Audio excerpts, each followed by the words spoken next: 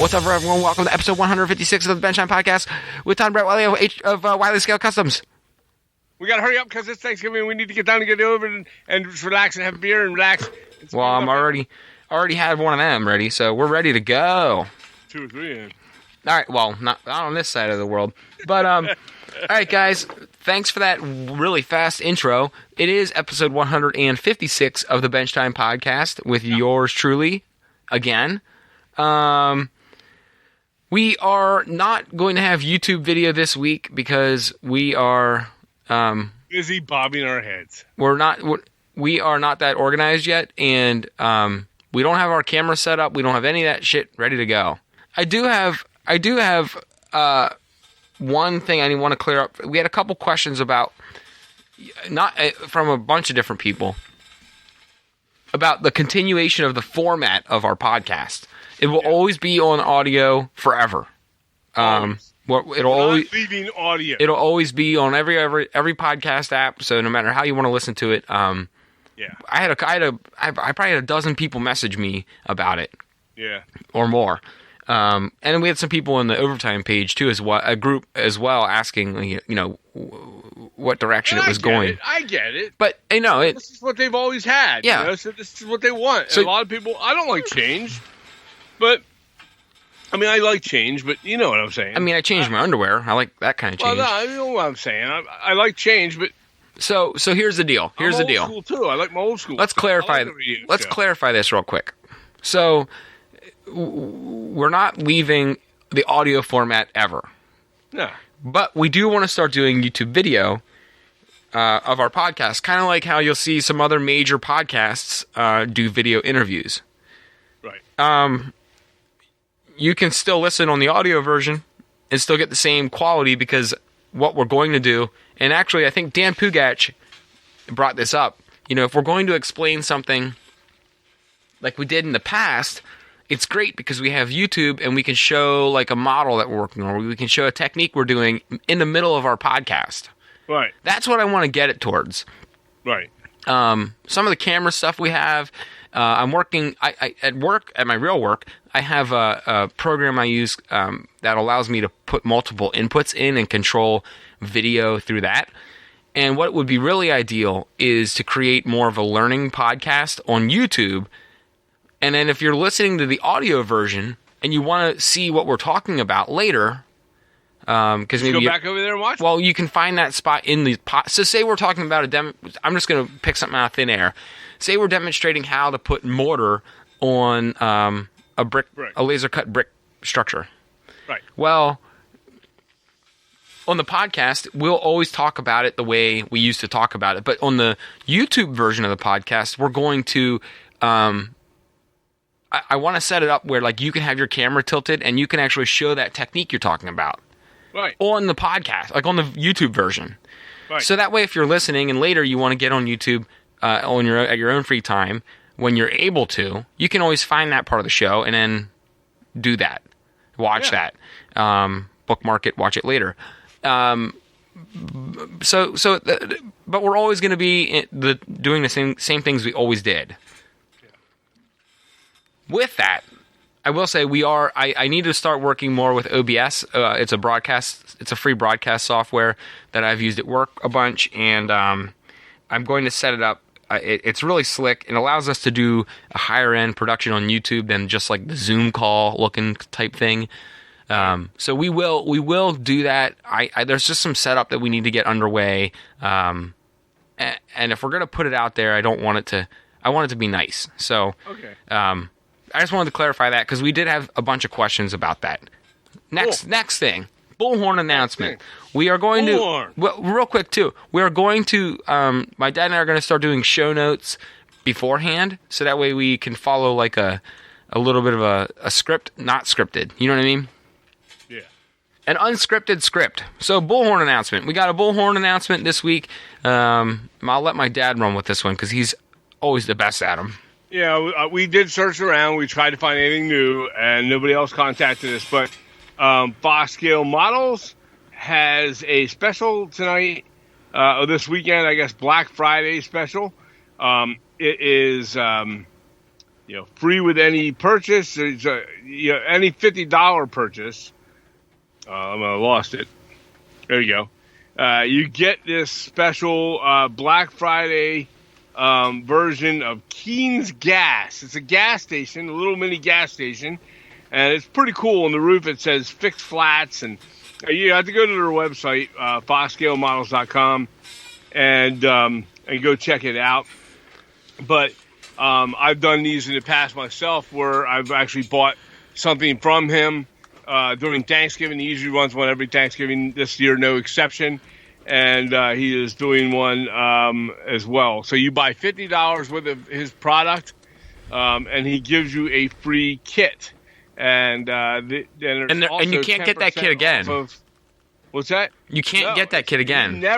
He never runs that out. So then he's also, on top of that, giving you 10% off of a standard HO and O scale kit. But the cool thing is, this little Keen's gas station, it's uniquely built. I mean, it's just a really what cool... kit of his isn't?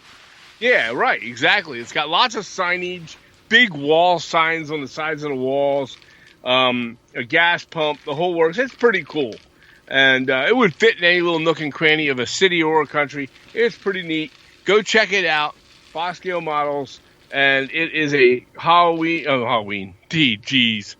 Black Friday after Thanksgiving special. I guess it's going to happen. It's a limited offer, and it's for 6 days only. It ends on the 30th of November. Very nice. It ends until the end of Monday, and so it's from now till the end of Monday. Very nice. I guess today, Wednesday. Nice. So cool. Definitely go check that out and see what that's about. And like I said, if you want a unique kit, it's neat because you order one of those $50, $60, $70 kits or whatever, and then you're getting a smaller kit with it. It's a cool little gift. And if you are a wife or a husband, if you are a spouse of a model builder and you listening to this show, it might be a cool gift idea. You get your husband or model building wife a kit, and they also get the small version of this free kit with it. So they're getting two for the price of one. Pretty cool. It's a nice if your wife's looking for a cool stocking stuffer. Yeah, it's a stocking stuffer kit. Right, exactly. Nice. There's not going to be any just like all of his free kits that he does with these things. No directions. There'll be no directions, I'm sure. Nice. But they're usually pretty. You look at the photo; it's pretty self-explanatory with the parts you get. So, check it out. Cool. That's it. That's our Bullhorn. I love it.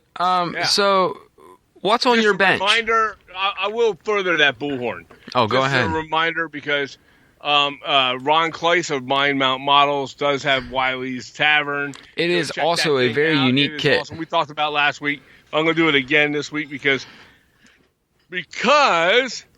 and I'm just saying, we didn't make the announcement yet, but this winter, after the holidays and stuff, we may be doing a build with it. We are going to do a build. Are you talking about a group build again? A group build. Nice. So I know a lot of you guys have been hungry for us to do a group build again, so this is a great opportunity. And we're kind of partial to the name of the kit.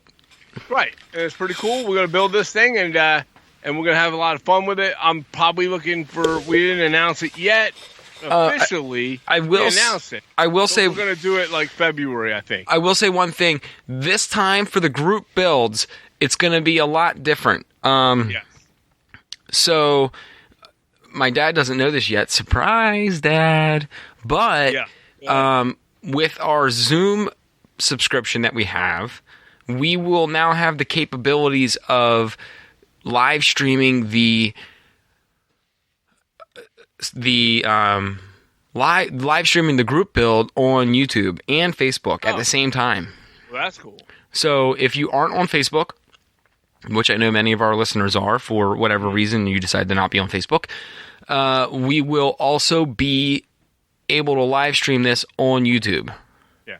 Now, if you buy this beautiful kit at the holidays, you may want to hold off if you want to do the live build with us. Till the new year. Okay, before you build it. Yeah. No. We're going to do it probably in February, first week of February. Well, that is the new year. Right, but I want to give everybody time to buy it or whatever. I know. You're getting it for the holidays, or you ordered it for Christmas. Maybe I'm saying hold off building the thing until we do it. Unless you just want to go nuts with it, go ahead. And you could jump on there with us anyways and give us the hints on what you did when you built it. But we talked to Ron about this already, and that's something we're gonna look to do. I'll give you all the details of it later. So that's that. Nice, dude, nice. Yeah. All right. So what's on your workbench? Is that what's next here? Yeah, man. What's on your workbench? Yeah, pull my thing back up. Yo, no one wants to see you pull your thing back up. That did not sound good. We all get a little older. Things, hang down a little different, but you don't want to pull it up. Let's get away from me. On my bench is Porter Brothers Company Store from Foscale Models. It is the additional part. Like when you order his limited run kit, it always has the option to add. Last couple of years, anyways, he's had an option to add an extra. It costs a couple extra bucks, but it's well worth it. You get an extra kit, building kit with the main limited runs kit. So this with Rush Rock Falls 2 years ago, it was the Porter Brothers Company Store grocery store, and that's what I am building. It is a cool looking. It's looking really, really sweet right now. I have. It's neat. The storefront is all laser front. It's like a company store. It looks like a general store kind of, but I don't know. It's better than a general store. But it has a really cool storefront with a lot of detail on it, like columns and some nice woodworking. It's all laser cut, so it's like layered. And you glue one layer on top of another layer over another layer, and it has, it just gives you the depth of that storefront, and it's pretty cool. I like it. That's pretty cool. Yeah, and a lot of those laser front things that you'll get from a Foscale Models or laser cut stuff from. I know that Jeff Grove does that as well with Carolina Craftsman kits on some stuff. And they all do. I built some laser cut pieces like that from Kenny Crump's Casey's Workshop, and so they do this, okay, and they bring you a different level of detail sometimes. This storefront did that. It's really pretty cool. I liked it. It's unique. So. And it gives it a different look rather than just buying a plastic storefront and sticking it on the front. Or oh shit! Hang on. What are you doing? Hang on. Oh damn it! Hang on.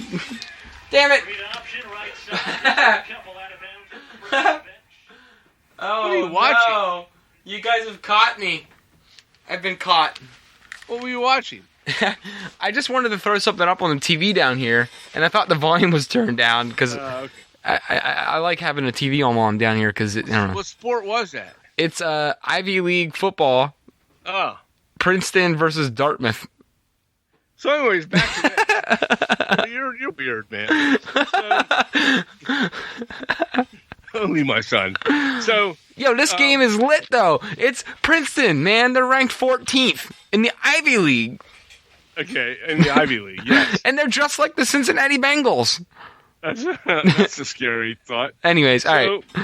Anyways, this storefront turned out really nice, but the top of the roof is very unique. It's got it's got a little bit of a different roof line with some dormers on it, a big giant flat shed-like dormer on the top on the one side, and all the shingles on it on the main roof.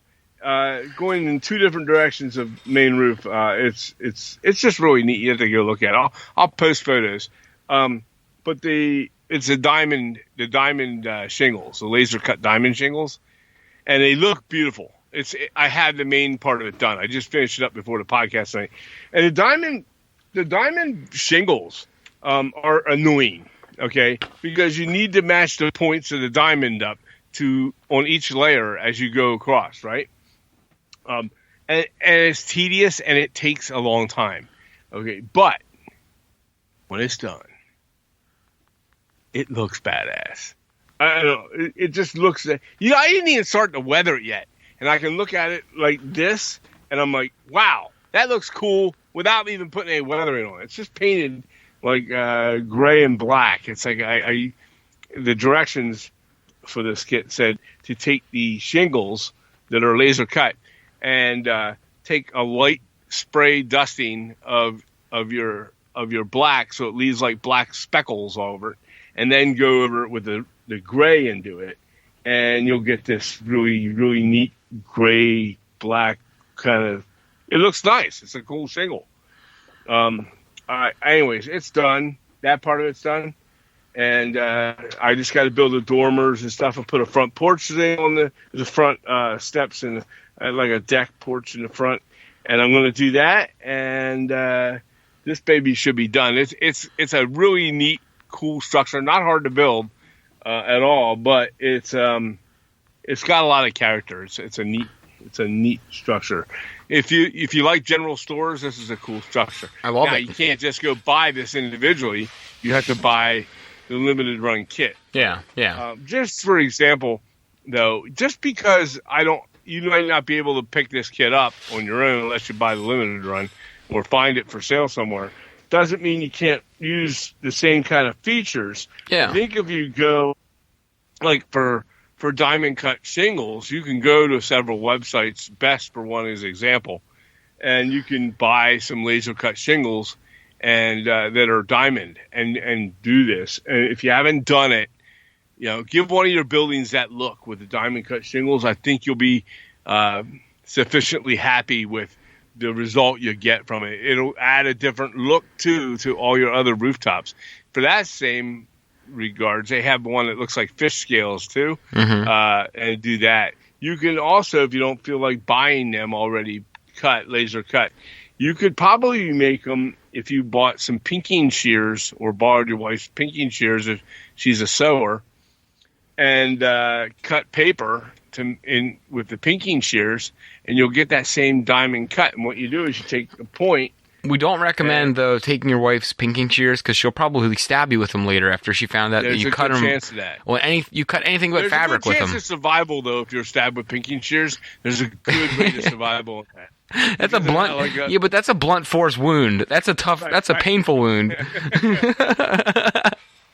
That's not one that you can't stitch. That one real easy. That's not a good stitch. No, it's gonna be rough. It's kind of like getting a bayonet in the Civil War, where it leaves a giant hole that you can't patch up. Oh man! All right. I try to get a hole. Anyhow, so it's try your hand at some of the different shingles combinations that you can buy out there, like what we just explained. I think you'll be surprised and you'll get some different looks from your building rather than just doing your straight tar paper roof, so rolled paper roof. So give it a shot, try some different shingles. But this is a cool kit, and it doesn't mean you can't. You can also buy laser cut windows and doors and storefronts and things from some of the manufacturers. I know that they have them. I think what's that company? Well, Steve Miley has them. Oh, Steve Miley has them. Yeah, that's what I was thinking about. And he has them as well. He has laser cut doors and windows and things like that. Try them out because you get like different depths and things like that, and different looks than what you get with your, with the standard windows we always see on a lot of buildings. If you guys are looking for those ones, it's railscalemodels.com. RAIL-scale-models.com. That's the laser cut window manufacturer. Yeah, go check that out. He's got a ton of shingles manufacturer. He manufactures shingles, windows, doors, storefronts, a whole bunch of crazy, awesome, and you'll find cool building you'll supplies. Find that as well on Carolina Craftsman Kits, on KC. You'll find it on Doug Foscali's Foscale Models. You'll find it at Bar Mills. You're going to find them at different sites. I think Railscale has a large variety of them. Yeah. Don't just look at the HO Scale kits that they have on their websites. Look at the details. Go check out their detail pages. So, check out their websites. All right, let's talk about what's on my bench because we're getting away from that. Yeah, we'll do it, man. Well, I mean, you were flapping your yams there forever on a whole bunch of yams. stuff. Yeah. You're thinking about yams tomorrow. Yo, I am ready for some. You know what my favorite Thanksgiving dish is? Let's talk about that for a minute. No. Don't, because it's on our questions. Oh, okay. All right. Yeah. I'll wait. Thanks for holding me back. Yep. All right. What's on my bench? Like a mouthful of beer. I was trying to swallow it quick before you could spit it out. Oh. But all right. Well, I'm not gonna touch it. I'm not touching that statement just there. Trying to swallow it quick before he could spit it out. No, you don't have to, because somebody else is going to do that. We're going to get an email. Scott Perry will say that should be on a shirt. All right. So what's on my bench? This one's going to come not out of nowhere, because he was on our show not too long ago, but I am working on Monster Model Works Bonded Warehouse and Storage. Cool. The background flat kit. I got to do that. I got to do one of them too. But I'm putting a twist to it. What? I'm not making a background flat kit. Oh, what are you doing? You're making it into a kit. I cut it into 4 walls. Oh. And I'm turning it into a rectangular building. Oh, cool. I mean, it's a small rectangle, but nice. it's actually not even a rectangle. It's more of it's a trapezoid shaped. If you go to his website, you'll be able to get. I think he has tips for how to paint it. And stuff. He has tips on how to paint the brick. Yeah. Yeah. Very, very, very well done videos too. Right. Right. But yeah, so I'm doing the Monster Model Works Bonded Warehouse and Storage Kit. Oh, that's cool. And it's going to fit. So it's actually going to be a 2-level building. I'm going to use it down there. You know that corner between the terminal and the upper part of the city? That weird little triangular area where the tunnel comes out from the trains? Yes. I'm going to put it there. And the height, the top of that wall, Dad, meets the top the top layer of the layout. So I'm going to use that, and I'm going to make another building that goes on top of the roof of that building. Oh, nice. So that roof will be the bottom of another kit above it. Oh, kind of like what I want to do down there on that one end. Yes. Okay. Yeah. So we're going to start doing some more of that kind of thing, since we have different. We have like a bi-level of we have more than that. We have we technically have 4 layers of city.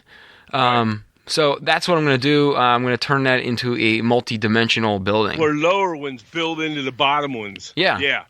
Like I have one that's going to be, what is that one down there? It's you have the dance hall. The dance hall on the bottom. That's the one that also came. That's another one that also came with the Rust Rock Paws. Yeah. But I'm going to put the dance hall on one lower level, and then on the top level, I am going to have that's the Jazz Foxgill Models Jazz place. What's that one called? I think it's just a jazz club. Jazz club. Yeah. Yeah. So I'm going to put the jazz club on the top. So that way, when you go in the jazz club, you have the option of going downstairs. We're going to put a little outdoor it's an encased stairwell that it sticks out. You know what I mean? What do they call those things? Enclosed stairwell. Yeah.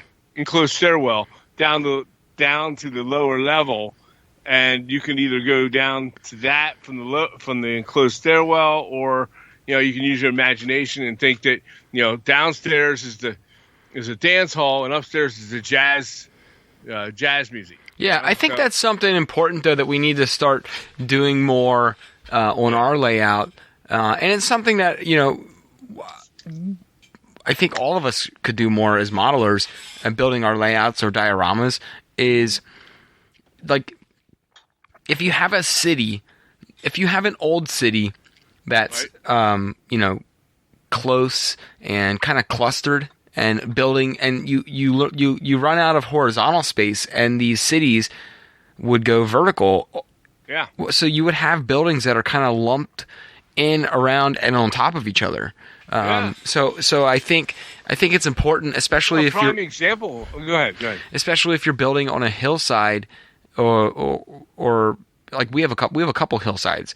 So using other buildings to back up against or underneath other buildings above them is it adds a really cool look. And what I think it makes it do is it makes those smaller buildings that are like, you know, maybe a large, wide one-story building, normally by itself, you know, separated from the rest of the other buildings where it would be, you know, like on a city block and there's nothing on top of it or around it. Yeah. It makes that building it seems less significant. But when you start to, if you can stack a structure in a way that visually makes sense, okay, I get it. Somewhere out there listening, there's an engineer that's going to say, well, that would never support that thing and that structure. But it's like what we talked about with a lot of these large layouts, the iconic layouts. It's not necessarily always, you know, engineering-wise a feasible building. But if it makes sense to the eye and it adds to the the artistic side of the build, do it. Yeah. As long as it makes sense, though, you can't. It has to make some sense. We don't need to go into the engineering prowess of the building below it to make sure it can hold up a structure above it. Right.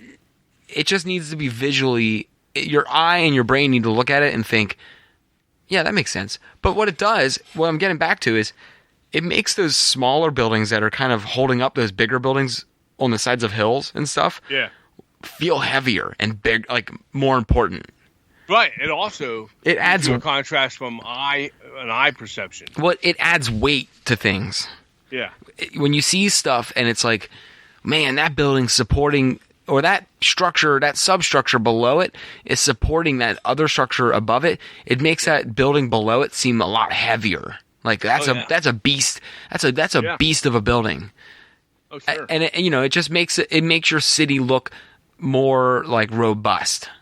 You know what I mean? Right. So, and like you said, it adds some dimensions to your city that, like, you know, your eye's drawn to it. Like, wow, look at that building's resting on that other building. Right. Well, just a prime example. Go to dirtspot.7. Yes. Okay, and check out James Powell's buildings that he's been putting out recently, which is just mind blowing. It's grungy. There's a lot of he promotes grunginess, and it's weathered heavy, and but they're old looking structures that are just beat. Like you go derelict. They look derelict. Yeah, you go to derelict sections of towns and stuff, and this is what he's got one out now. It's got several. We talked to him, and I actually I gave him he was looking for. He built this one building. They looked like maybe they were DPMs at one time, and I guess he wanted to take them and just kind of do them up. I'm going to do one myself, by the way. You and I talked about that last week. I'll get to that, but he takes these DPM style buildings and he's totally repainted them and reweathered them and put the peeling paint effects and all these effects that you're going to get with things like your ammo by MiG stuff that's out there, your different products that are out there for your military modeling or your fine scale modeling, they call that. So those kind of products, he's using a lot of that, but then he's using a lot of everything. And he got this one building that it's all white. Did you see that one, Brett? Yes.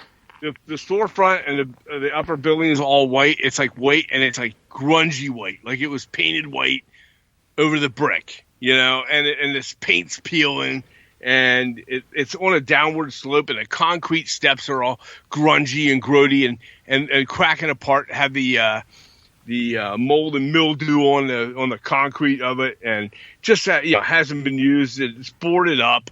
The windows and doors and stuff are boarded up. It just looks like I'll tell you what, it looks like some of the sections of Harrisburg, PA, that we live nearby. Okay, and so he had another building right next to it, and he was going to repaint it. And I put a comment up to him and sent one to him saying, hey, you know what, maybe try like an orange type brick to counter it. And I don't know how well received it was or whatever. He said he's going to try it, right? And I said, try it, because he asked for suggestions on the next building. Mm-hmm. He had a picture. He had He had it the way it was originally painted, and he's going to redo it. And it's right up against the white one, and it fits a street corner. Okay, and it has a storefront with a corner front, the corner door. Mm-hmm. But what he did was he's building them on a slope. One's on top of another. He's got some other old wooded structures on the top of them. And if you look from the back side, it's even more intense on these because it has like a wood structure on clapboard wood on the bottom or shingled walls on the back. Just all kinds of goofy stuff. And it looks like the back section of a derelict neighborhood, from the alley view. Right. It's cool. So I grew up in a town like that. Well, I didn't grow up in it, but I had grandparents that lived in a section of a town that, where I went out there to visit them, and their house was nice, but some of the other ones around it weren't so nice. And I used to run those alleys when I was a kid growing up in the city when my parents were working. And, I've seen this kind of look that he's trying to deliver. It wasn't exactly a rich part of the neighborhood. My grandfather, at one time it was, but my grandfather, as he got older, he couldn't upkeep on the house. And this is what it looked like. This whole thing looks like that neighborhood. And it's exactly what you're saying about how the one structure is making the other one look heavy, even though it's smaller, right? And so he painted it orange, and by the way, the contrast on it between the two, it complements. It's perfect. Right. He did it, and he killed it.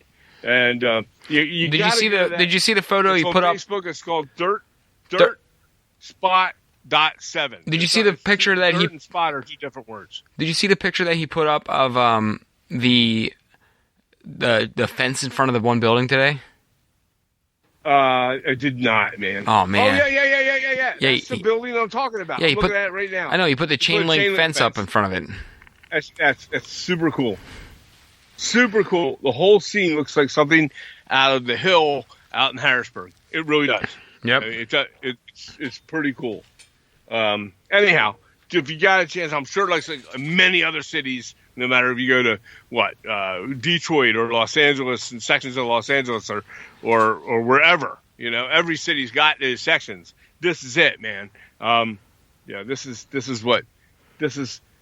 an art form, and what he projects, what we all try and project, is an art form, but he is showing weathering on a different side.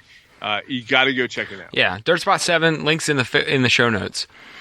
All right, what is that? Yeah, what's the product of the week? What do you got for product of the week? I got mine ready.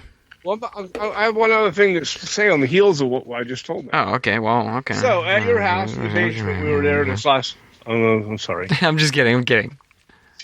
Oh, at your house on last week, we did some work downstairs. We really organized everything around the basement, and then I also picked out a building that I made years ago. It's a Magnuson model building with a storefront. It looks a lot like a DPM, except it's not a DPM. It's a Magnuson. It's a DPM that smells like mothballs. No, not. It doesn't smell like that now. This is the kit. I painted that thing. It no, but I mean, like when you get them, they smell like mothballs. They do when they're brand new. When they're not built. Yes, but anyhow, these. This is a Magnuson that I painted and built years ago, before Brett was even around, and I have had this thing, and the walls all fell apart from the glue that just kind of aged and fell apart. I'm gonna build it. It's just kind of like James just did with his. I'm going to try and refurbish some of these style buildings, and he's the motivator to that, or the inspiration to that, what I just saw, what I was just talking about. So I'm going to try and do that with this Magnuson model kit. I can't remember which one it is. I'll find out for you all and let you know. And you'll see the pictures from building that on Facebook, but that's some kind of little motivational thing I want to do in the near future here. Anyways, go ahead, Brett. Oh, well, I was just ready to go on for the product of the week, baby. Product of the week.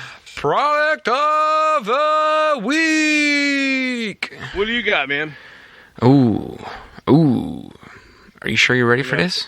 I got to pull my notes. But yeah. Y'all ready for this? All right. All right. My product of the week. Uh-huh. Can you hear it? Yeah. All right. My product of the week is... These are not products that we're being paid or endorsed by to promote either. Ammo by MiG. Metal acrylic color. Gunmetal 0045. How is that? It's awesome. Yeah? It is awesome. Is that a paint? Yeah, it came in the it comes in the ammo. Well, I got it in the tool colors. Or is it a pigment? It's a paint. It's an acrylic paint. Okay. It's acrylic. I got it in the set from ammo, which is the tools colors. Right. Basic colors to paint the tools of your tanks. But I mean, it's just a metal paint. So I was using it. I was using it for some detail parts and some items that I wanted to make metal. Where is my thing here? I was working on the water tank that goes on top of that radio tower or radio station that I'm working on. There's a water tank that goes on top of that. So like in New York City and any of the big cities, you have the water tanks because the water pressure is not great enough to push the water all the way up to the top of the building because it's a tall building and yada yada. We don't need to go into water tanks. But the water tank that I was working on was not a wood water tank. It was a metal water tank for the top of the building. So I started it out with the primer and then the ammo by MiG gunmetal acrylic. Okay. And man, that stuff goes on awesome. And I was always, and I still will be. I'm not gonna jump ship. I am a true believer in, even though we don't airbrush, the Model Master Metal Acolyze. Oh my God. Metal Macamizer.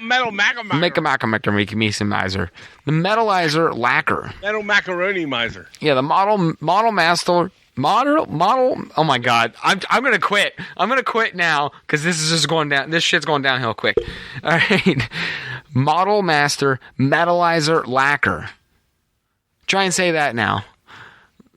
Model Master Metalizer Lacquer. All right, you got it in the first shot. So now I feel like how about that? That's after. That's the product that I got into the argument with the guy up in Massachusetts with. I love that product because I don't airbrush it. I dip my metal detail parts into it and pull it out, let it dry, and they're metal right away.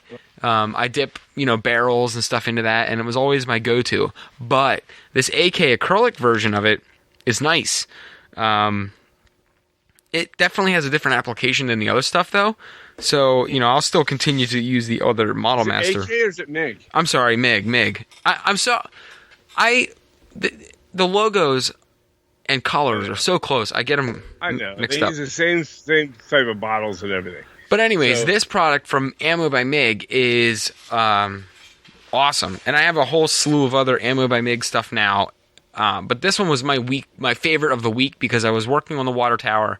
Very happy with the color that came out with it. It was like a dulled, when like a piece of steel has been out for a while in the elements, but it's not rusted yet. Right. And it just starts to get that dark oxidized look. Yeah. That's what it looked like. Cool. So, and then when I added my rust on top of that in a couple spots, it just popped because it was against that dark oxidized metal look. So even though it's gunmetal and it's meant for tanks, we can definitely use it for model railroading, and it gets that nice dark steel look. Yeah.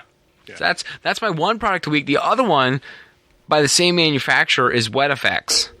I was using it on the harbor scene, which you saw my concrete. I think you saw my concrete, but I did. It was nice. And I want to talk about that then. So the concrete areas where boats would be pulled in and out, or like the corners, I wanted to add a little bit of a wet effect to it. So like the water might have been splashing up there from some waves, or maybe they were working in that area and there's a little bit of puddling left over. I wanted to create that effect in a couple spots on that concrete. What would you call that? The concrete like industrial wharf. Yeah. So I put some exactly what it is. Yeah. So I put some wet effects down, so it doesn't look like puddles. No. There's a puddles product, completely different. This I painted on with a fine brush, and I made it like, when concrete starts to, even when it doesn't rain, just in the morning, or Just darkens. yeah, but like in the morning, or if it's like kind of been a dreary week, but it's sunny out again, you notice the cracks of the concrete are always, they're darker where the moisture is, but the middle of the concrete is dry. You know what I'm talking about? Yeah, yeah. So I did that in a couple spots where like there's some moisture stuck in the cracks and potholes within the concrete. But then the top, the main parts of the concrete are dry. It was perfect for that. It worked amazing. And and the effect from the time that you put it down when it was still wet, from the time it dried, didn't change at all. So sometimes when you put these weathering products down, they look different from the time that they're wet from the time they're dry. Yeah. This, boom, as soon as you put it on there, now it is a wet effect, so obviously it's going to retain that wet look. Right. But man, as soon as you get it down, it looks exactly the way you want it, and it dries exactly the way it looks when it's down initially. That's unusual in this hobby. So I loved it, and I went through some of the other areas because I did a poured concrete with relief cuts on it, which is just a common. I mean, that's common. There's relief cuts in concrete way back.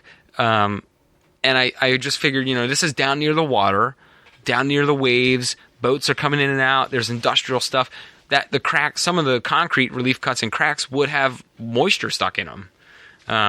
So I put that down in that area, and man, it just made that whole concrete pop. And I don't have a picture of that up on Facebook yet because I did that after I posted those photos. But I'm really happy with how that concrete turned out. Cool. And the concrete itself. I want to check it out. We were asked a couple questions about that concrete from a few people on Facebook when we posted it. All I did, guys, was take that pink insulation foam, take a X-Acto knife, score my relief cuts into it. I painted it with, I don't have it in front of me, just the Craft Smart concrete color acrylic paint.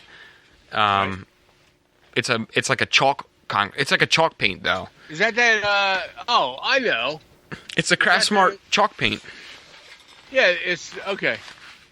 It's got a green cap. It's not that Cocoon. No, it's Craft Smart. You brought it over here. Oh, okay. That's a Cocoon. No. Oh. All right, let me grab it real quick. I put my headphones down. Go ahead. Oh shit! All right. Oh, I'm sorry. It's not Craft Smart. It is Art Minds. Art Minds. It's a Cocoon. What's that? It's Cocoon. No, it's not. What is it? It's Art Minds outdoor flat concrete paint. What color? Look at it close. Concrete. That's the color. Concrete. Oh. Concrete. Beton. Hormigon. I didn't buy it. I know I didn't buy it. Okay. You brought it down here. Don't make me fight you. I did not buy that paint.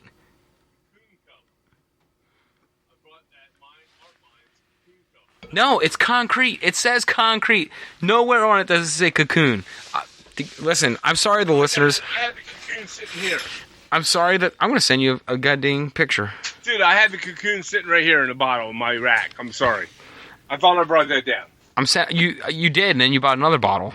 Okay, no problem. I messaged you a picture just now.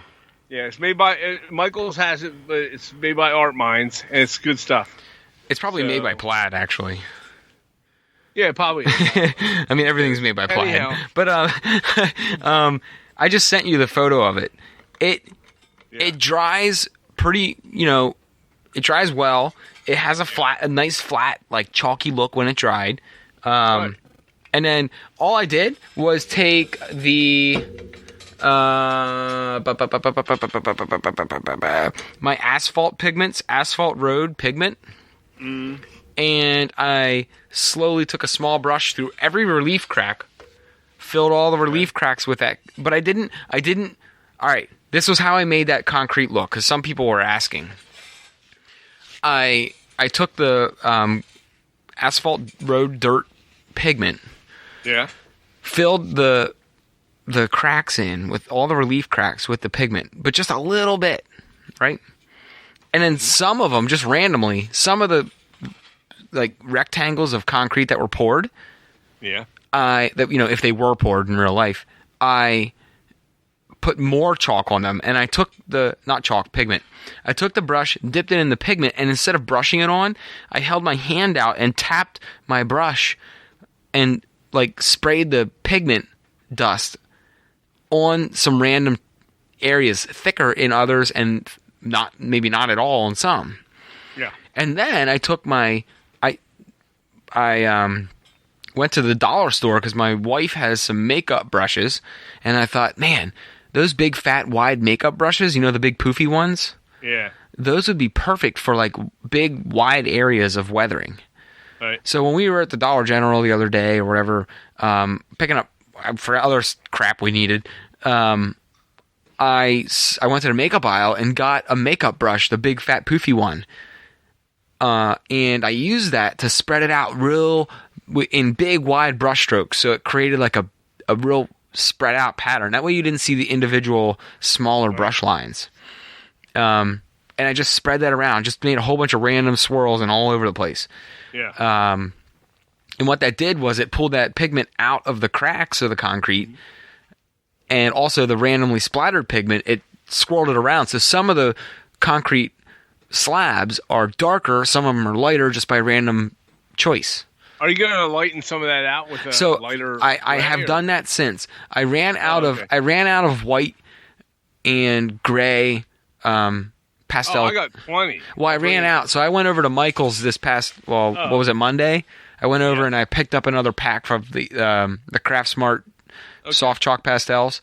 I picked them up, ground the white one down, and I am going to go back over that with some white and some gray in a couple spots. But I'm going to do it in the same technique where I dip it in the pigment. Oh, yeah. I dip it in the pigment, and then I use my hand and tap the brush on my hand and spray it randomly. You know what I'm talking about? Yeah.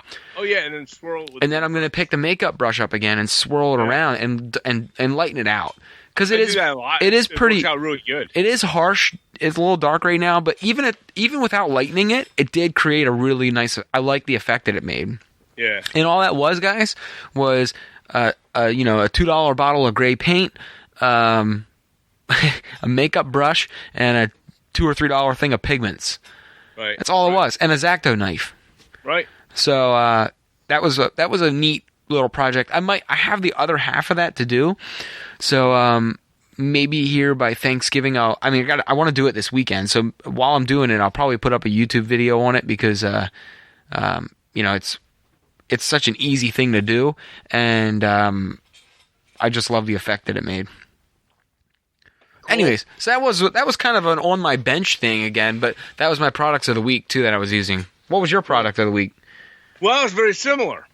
It's something I've used.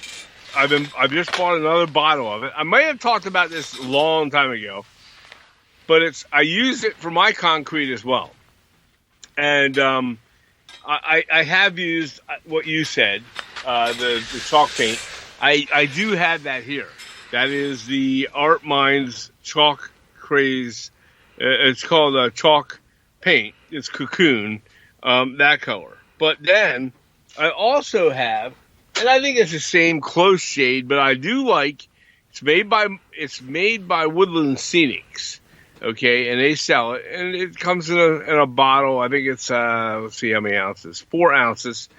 It's called Top Coat, okay. It's concrete top coat, okay.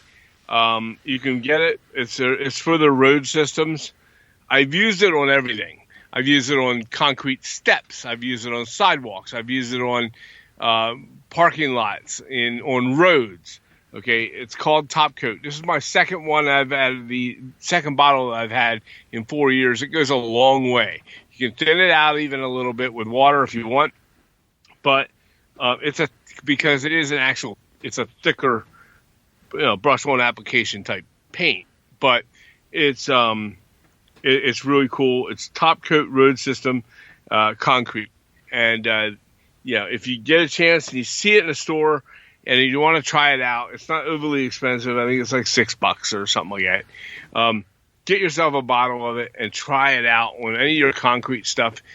I use it on a lot of the concrete we did with the Rush Rock Falls on the foundation around that building. You saw that foundation, right? Mm-hmm. Well, that's what I used on it. It turns out really, really, really good. And the other thing is, once it's completely dry, I've noticed that other types of paints adhere to it well for when you use, like you were talking about, the MIG, MIG of Ammo by MIG. Ammo by MIG type weathering liquids and things like that. It accepts them very well, and they complement each other. I get a better compliment out of that than I do when I mix them with the Cocoon, which is about the same shade. Both of them are very good products, though. However, I just like the results I got from again, that's Top Coat by Woodland Scenics Concrete. So that's my product this week. Nice. Yeah, it's kind of weird that we picked the same kind of product. I mean, I think it's just indicative of the type of work we're doing. Yeah, I guess you're right. We're both kind of moving on to the scenery phase. Yeah. So we're going to be working with a lot of same products. Right. All right. I got on this list here that you have a gripe. What's your gripe? Well, the gripe is going to be also our feature for the night. Okay. All right. And don't get me wrong. Okay, I don't want to be down on this, and we've talked about this in the past, but it's Hobby Shop. Okay, we're going to Hobby Shop here, and I told you all already we have our favorite hobby shop, and that we go to, Mainline Hobbies, and and we're very happy with Mainline Hobbies. That's in Blue Ridge Summit, Pennsylvania. However, and I'll give them all the credit in the world. They bust ass. For us in the East, in this region, I honestly don't think there's a better hobby shop. It's a top shop. It is. It is a top shop, and I'm not, and if he gives me nothing, I get no endorsement from that. I get no kickbacks. No, from that. But if you're ever in the area and you're traveling through the Northeast or you're coming through PA, you will love it. It's not far off Route 15 out of Gettysburg, Dillsburg, Gettysburg. If you're coming up through DC area up 15, it's not that far off the beaten path. Frederick, Maryland area, it's worth checking out. Yep. So anyhow, aside from that, last 2 weeks ago, took a trip with your mom. We went down to Lancaster, Pennsylvania. Okay. Now I'm not going to mention the name of any hobby shop. I'm not going to name the. We know. We already know where you're going. I wouldn't do that. Okay. So we went to this place. There's a smorgasbord in Lancaster. It's very popular. And we went there and we ate our lunch. We went there on a Friday. It was neat. I took the day off work. Her and I went down and did this. And I had already mapped out on this trip. That's about an hour away. Hour and 10 minutes. I mapped out on this trip on the way home. If I take this one road, I will go by about 15 minutes apart each. There's 3 hobby shops, train shops in particular. Okay. And I thought to myself, you know what? That'd be neat. I'll stop on the way back. I'll see a couple of train shops I might like. Maybe I'll get something pretty cool for myself. They have a couple of them in that region. And I followed this one road, and I stopped at the first hobby shop. Okay, and we got to it after we ate our smorgasbord lunch, and I was stuffed to the gills. And I got there. We pulled up in the parking lot, and my problem is, this is the gripe. Hobby shops do not help themselves, a lot of them. Don't get me wrong. There's some very good ones out there. My gripe is this, before I get any further in this story. One of the things I hear a lot from hobbyists or from modelers is, and you hobby shop people are probably going to hate my guts, but I hear this all the time. You need to stop buying online and start buying from hobby shops and support the local hobby shops and blah, blah, blah, blah, blah. You know what? I think that's a great idea. I love it. I think it's a wonderful idea. Okay? I would love to do that. Okay. Stop buying online, support your local hobby shop. Keep the business to the hobby shops, the brick and mortars. And I get that. Okay. But when I pull up to more times than not, I have bad luck with hobby shops. And I'm going to tell you why. And I'm going to tell you why, because I don't think a lot of them, there are a lot of them out there that are awesome, as we said, but a lot of them also do not help themselves. Okay? And so I pulled up to the front of the store, and it looked like it might have been, there were 2 other cars there, looked like it might have been busy. Now, in this day and age, with security, with money, and everything else, I don't carry a lot of cash. I use my check card. I use my bank card. Okay?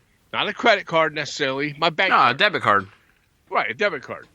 Okay? I don't like carrying cash. A lot of people don't like carrying cash. It's a pain in the ass. A lot of people do all their business. A lot of people buy everything they have with, or they do. They don't carry cash. It's what they do. I don't even carry a debit card anymore. Don't you? I use my phone to pay. Okay, and I do that too. Like Apple Pay. Right. So I got to the front. We pulled up in the front, and your mom noticed it before I did. She's not even a hobbyist, and she said to me, she goes, "Todd, there's a sign on the window that says, and it looked like might be a neat little hobby store, and it said, cash only. Cash only. Okay. So guess what Todd didn't do? I didn't even go in the damn store. Why? Because I'm not going to tease myself with something I may see in there that I like, and I can't buy it because I don't have the freaking cash. Okay? So, in my opinion also on this is number 2 on my list of this particular situation was if you can't, okay, a lot of people don't like to do transactions by credit card, businesses, because they actually had to pay for a fee on some of the credit card, whatever, blah, blah, blah, blah, blah. Tough shit. My opinion. Tough shit. You have to do that. You know what? You are a business. If you want to have a brick and mortar store and you want to have customers, it's a cost of business. That's a cost of business. So that's exactly right. Tough shit. You got to pay. If you want me to buy your product and you want me to come in here and support you, you better be able to handle my, not just my, a majority of this country's terms of payment. You know, if you can't handle the majority of this country's terms of payment, or the way they do things, or the most popular method of payment, then maybe you're in the wrong business. Okay, maybe you're okay. And you know what? Maybe you're retired, and you really don't care about all that. You just want to have this little shop. You go there, you hang out for the day. That's fine. Comes in. Great. Okay, but don't whine and bitch and moan when we go there and we don't go and support your store because you have a sign out front that says I don't accept cash. I just want to use my debit card. Right. Okay. Don't get me wrong. There are times I have cash. There's not very often, but there's times I usually have a little cash. But it wouldn't have been enough to buy whatever I want. Let's say I went in there and I saw something that's $50, $60, and I'm only carrying $20 because I keep that like emergency cash, right? Okay, now that means I got to drive out somewhere in a town I'm not from, find a goddamn ATM. Oh, dang! Come back and buy your shit. Yeah, well, I told you it's going to be a gripe session. So now I got to go. You know what? For that matter, I'll just go home and I'll order the damn thing online. That's how you are losing business to online. Okay, now let's move to store number 2. Okay. So, you're not making any friends tonight. Oh, this is life. So we move on. So we move on down the road 15 miles or 15 minutes down the road to another little town in Lancaster County. And there's a little old tiny itty bitty store. First of all, I found it online by doing Google search. We got there with my, the GPS thing of the Google Maps, and it gives you point by point. And we get there, and it said it's off the road of this little tiny off this town. It wasn't a little town; it was a decent town, but it was off the side of the main road. Yeah, pull off the road, one stop, and I couldn't find it. And I'm like, "Wow, where's this store?" It says you have reached your destination. So this store is complete. This driveway. There was another business. It's some kind of welding thing, or I don't know what the hell it was.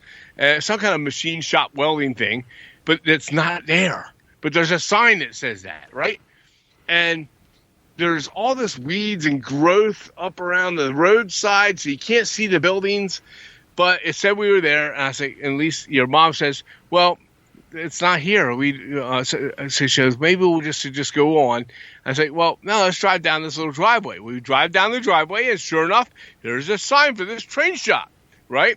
That we go, and we pull up. It looked like the house, no, don't get me wrong, whatever. It's your business. It was open. There was a sign on the door, on the window of this old dilapidated little side building off this house. It looked like it might have been a machine shop, but it's no longer a machine shop. And it says, the train shop, but it says we're open. Okay, but it looked like something. I'm not kidding you. It looked like something off of Psycho with the old Bates Motel. The house, the building, everything. It was all that run down. Yeah. It wasn't upkept or anything else. And I get that. When I go in, you'll understand why it probably looks that way. So I go into this place, and it's all beat up and everything. The light. I go in, the door opens up, a little bell goes off, like ding, ding, ding, when you open a door. And I'm like, oh, my God, this is like something off of a movie. I'm going into the Twilight Zone here, right? And I walk in, and immediately I know that this shop probably isn't going to have what I want or anything I'm interested in. It was all giant Lionel trains and American Flyers and things like that. And I get that. That's real popular in this hobby. Okay, it's not my thing. Okay, but I walked in anyway. Sometimes you find a rare gem on that kind of stuff. So I looked over on the one wall. He had all kinds of engines up. None were HO scale. And this old guy comes around the corner. It's dark. There's only like one light on in the entire shop. It's a big place. Okay, and he had a lot of stuff. Don't get me wrong. Just didn't have a lot of stuff that I want. But I couldn't see it all because it was dark. This guy comes out and he goes, "Yeah, what do you want?" That's what he said. He comes out of the dark. On what he was doing back there in the dark. Okay. Well, he's an older gentleman. When I say older, I'm talking 80s, I'm guessing. Yeah. What do you want? Okay. And I'm like, hi, how you doing? Hi. I said, well, I just came in to browse. Oh, you're welcome to browse. And he was not unfriendly. He came across gruff, but, I think... Yeah, he's an old soul. I don't think he was expecting anybody to come in. He probably hasn't anybody in there in 3 weeks. He's an old soul. Okay. Or more. Right. So he goes, well, let me flip a couple lights up for you. I was like, okay, that'd be good. That'd be a help. So he flips these lights up for the rest of the store, and he goes, what are you searching? What are you doing? What are you searching for? So well, I like HO scale stuff. Oh, you're one of those HOers. You're an HOer. A hoer. Ha, ha, ha. Well, we don't have a lot of HO stuff because nobody buys it. It's not very popular. I'm like, okay. This is where we're going with this guy, right? So he goes, all of my HO stuff's back on the shelf back there. It's all rolling stock, and he got some good rolling stock back there on the shelf in that back corner. So I walk back in and look at it, right? It's all lifelike. It's all lifelike. Okay? And I'm like, okay, and I'm not going to insult this guy. I don't want to be, I want to be nice, Yeah, it's this thing. So he had a showcase there with some brass engines in it, which were pretty nice, but they weren't HO. And and he had not much else. There was not much else for my need there. And I told him I was trying to be friendly and just get the hell out of there before I get turned into hamburger. And before you have to put the lotion in the basket. Yeah, exactly. Yeah.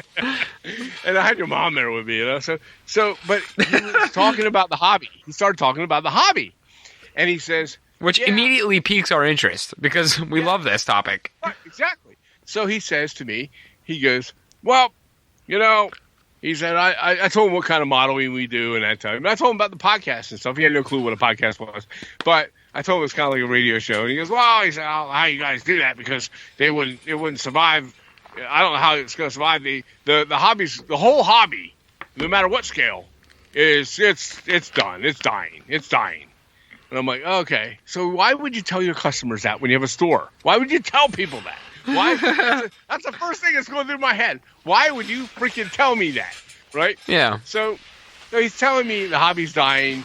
And I told him, I said, well, I said, he said, I would handle more HO stuff. He said, but nobody wants to buy it. And not only that, the manufacturers aren't even making anything anymore. You can't even really buy engines for HO anymore. And I'm like, what? Okay. What? Huh? I said, okay. Okay. And I moved on, right? Okay, so this is a guy who's not helping himself. Okay, and maybe he doesn't give a shit at that point. He's an elderly man.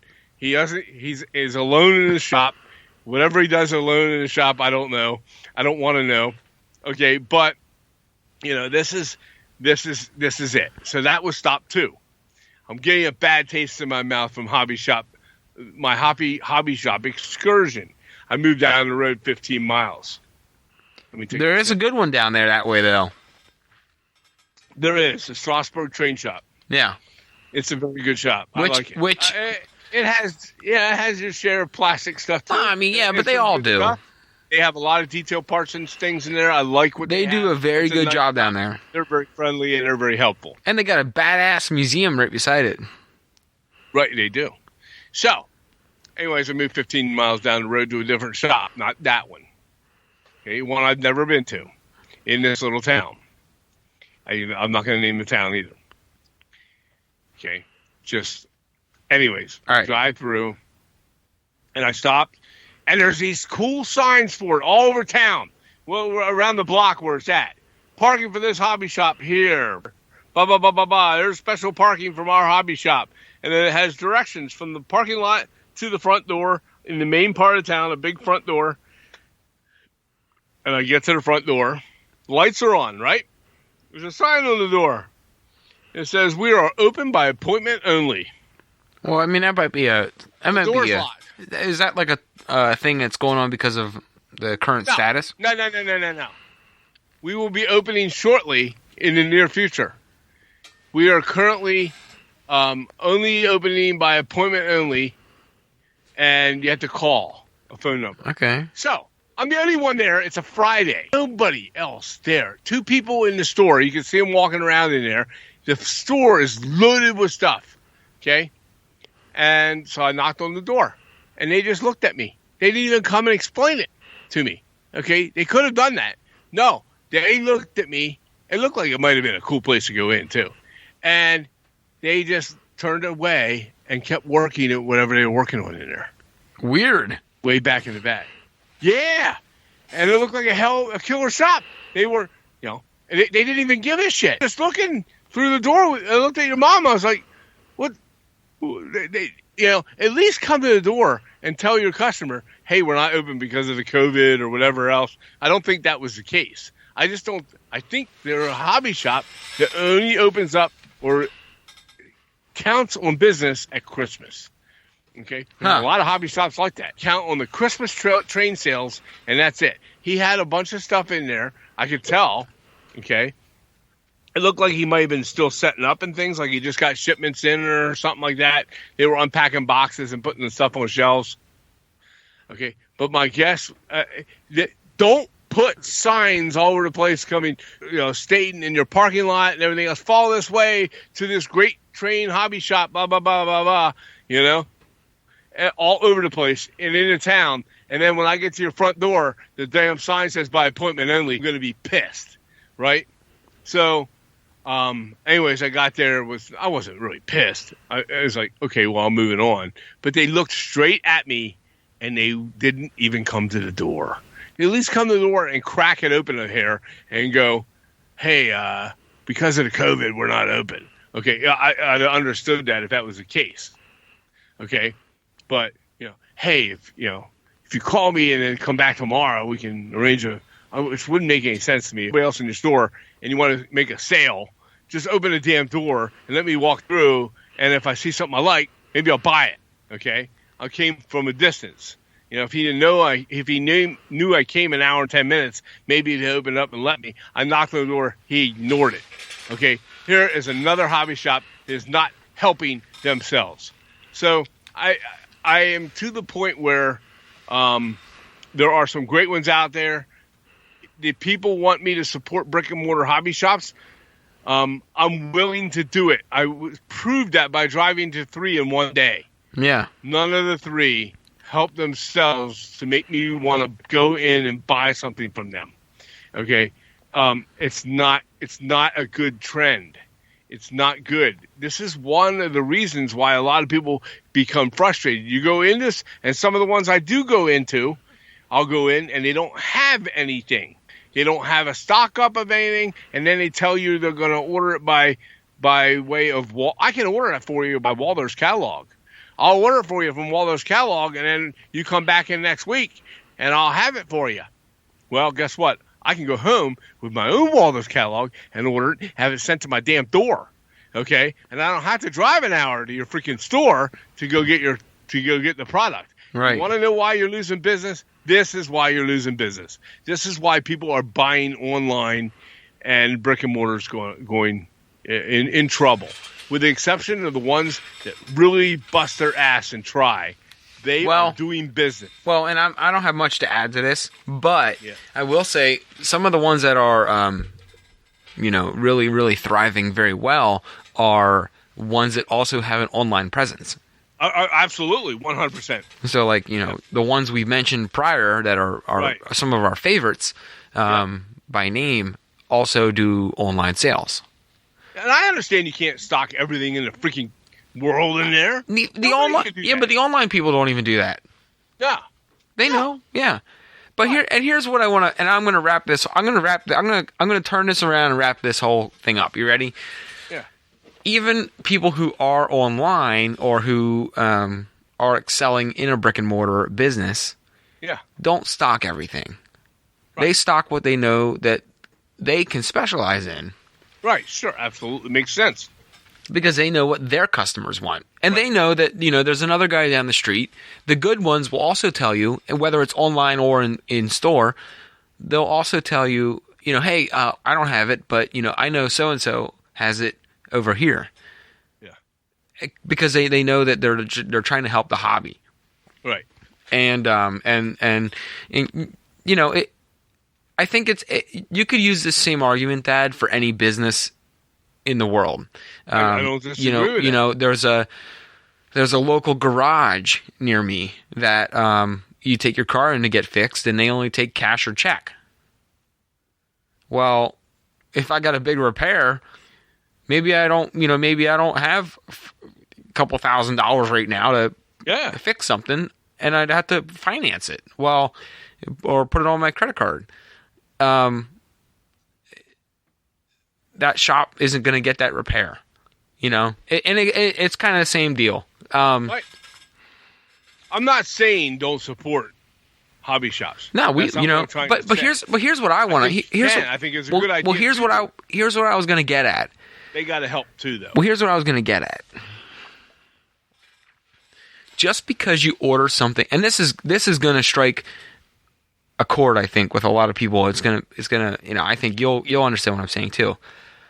Just because you're ordering on quote unquote online, doesn't mean that that's not a hobby shop. Right. It's a hobby shop. They're just gonna pick it off their shelf and sell it to you. No.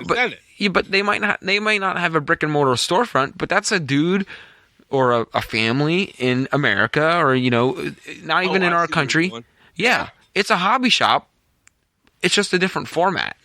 Right. If you and me, if we decided we didn't want to do a podcast and we wanted to open a hobby store, we could do an online hobby shop.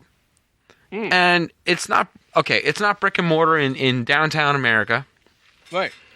But the people online, just because they're selling something online, don't get me wrong, you still got your big names, and it's a big warehouse full of stuff, and they're shipping it out from a big warehouse. Right. But a lot of the people that we've interviewed on our show, just because they don't have a brick and mortar doesn't mean they're not small town, local people. And by ordering from these smaller, homemade manufacturers, I don't want to say homemade in a bad way. Don't take. I think you know where I'm getting at. Yeah. It's a lot of these people, they invest a lot of their money, and they take up parts of their house. So they can't park their cars in their garage because they're making kits out of their garage, and that's their business. Yeah. And you're still supporting by buying online, just the way of the times. You're still supporting, people and families in this country. It's just different format, different times. I agree. So that's how I want to wrap up this conversation, just because, you know, and I think everyone listening to this would agree with this after your 1 hour long rant on hobby shops, is the just because something's online doesn't mean it's like some guy overseas or it doesn't care about the hobby, just trying to make a quick buck. There's a lot of really innovative people doing a lot of really cool stuff, just in a different format. I'm just saying, if you have a hobby shop and you have a visitor who drives to it and goes in, well, here's the other thing. Make it so it's a worthwhile experience for them to come in, or you're not going to have them return. That's the key. Make it an experience. When you go to when you go down to Blue Ridge Summit and you go to Mainline Hobby, right? You love that place. I do. It's not just like you're buying something. You go down there because like it's an experience. Mm-hmm. You see 1,000 things you want to buy. Oh yeah. And, you know, if we I had to limit myself. But here's the thing. I have to set a limit before I step in that store. If I go in there with no limit, I'm in trouble. But here's the thing. It's an experience. You're going down there and you're looking at stuff and you're getting ideas. And you're like, oh, I really like this. Oh, I really like that. Oh, we could do this. And you're getting ideas and you're getting excited. Mm-hmm. Because that person is creating an experience. I think the one thing that we need to do... And that's why he's busy. Oh yeah, I mean, he's killing it. But not just them. I don't want to just focus on them, even though they do a great job. I think the one thing that people look for now, whether you're buying a kit from, you name the manufacturer that we've talked to, any of them, Ron Kleisser Models, Doug Fiscali, Casey's Workshops, Carolina Craftsman Kits, Best Castings, you know, the Ballingers, Bar Mills, all of them, Bar Mills, you name it. There's a whole slew of them. I'm sorry if we didn't mention you guys. If you've been on our show, we feel the same way about you as everyone else that we've had on our show. We've had just about every one of you.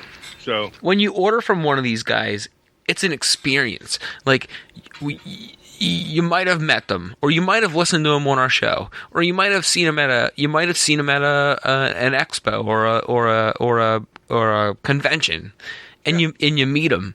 And even though they might live in Massachusetts, or they might live in, you know, Jake Johnson and Dave Meek, they're out west. Mm-hmm. But you know them, and even if you've only heard of them online through a podcast, whether it's ours or someone else's, you get to meet them, and they might be 1,000 miles away, but you're still supporting a local person, a local business in their area.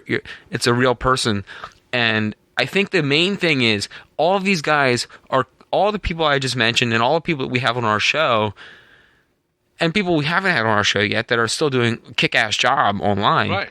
They create, when you buy something from them, I feel like you get an experience. When you open that box, it's an experience. Yeah. You're not just buying the kit, or you're not just buying a train, or you're not just buying a item, a widget, a detail part. You're buying an experience. So the way that people, I think, are making a difference now in the hobby is by selling an experience. Yep. There's nothing cooler than when that box comes. Oh, yeah. Open it up, and it's packaged real cool with real good packaging as far as their label and the way they... Whatever their unique thing is. Every one of those people you mentioned has some kind of way that they put their label on the things, and they you know... It's a nostalgia in a different way. Right. It's really neat. And you get that, and you're going... Maybe that's one of the reasons, by the way, we keep this shit on our shelves and never get to it, because we're like, we can look at our shelf and go, oh, that's so cool. You know, have you ever done this? Have you ever ordered a couple things at once and a package shows up and you're like, I don't remember what that is. and you open it up and you're like, oh yeah, I forgot I got that thing. It's Christmas when it comes. You know, you go on I know everyone listening has probably done this. You go on a spree. Because, like, you know, You got a couple extra bucks. You got some money burning up your pocket, and you're like, I'm gonna buy some stuff now. I got some fun money. I'm gonna buy a couple things, and then that package shows up, and you're like, I forget what I ordered. Like where's it from? And you see then you read the return address label, and you're like, oh yeah, I forgot I bought this thing. It's here. I've done that. Yeah. Oh yeah, me too. Absolutely. I love it. You get a couple things in a row, and then you're like, "Ooh, I wonder what this package is," and you can't wait to open it because you don't forget what you ordered, but you kind of daily life kind of takes over. You order in the evening on a Monday night, and then Thursday night you get home and you're like, "Oh, I ordered a couple things. Which one is this?" And then you open it, and you're like, "Oh yeah, I forgot about that thing." It's kind of a step back from reality because you're like imagining now what you can create. And I think that's the main thing. And our manufacturers that we've all talked with, they have all done a great job at doing that. And they create. It's not just you're not just building a kit. You're creating. You're getting an experience out of it. I'm not trying to. And for this record, for this beef that I have, our main topic tonight. You've beefed about this a couple times, I think. Yeah. Well, not like tonight. But I'm not trying to poo-poo on the hobby shops. I'm not trying to do that. I'm trying to get you to get your act together and get it right, man. Help yourselves. I've got the perfect analogy for this. Yeah. Okay. Oh shit. I love going to hobby shops. Don't get me wrong. I love going. I just want to have a purpose for going.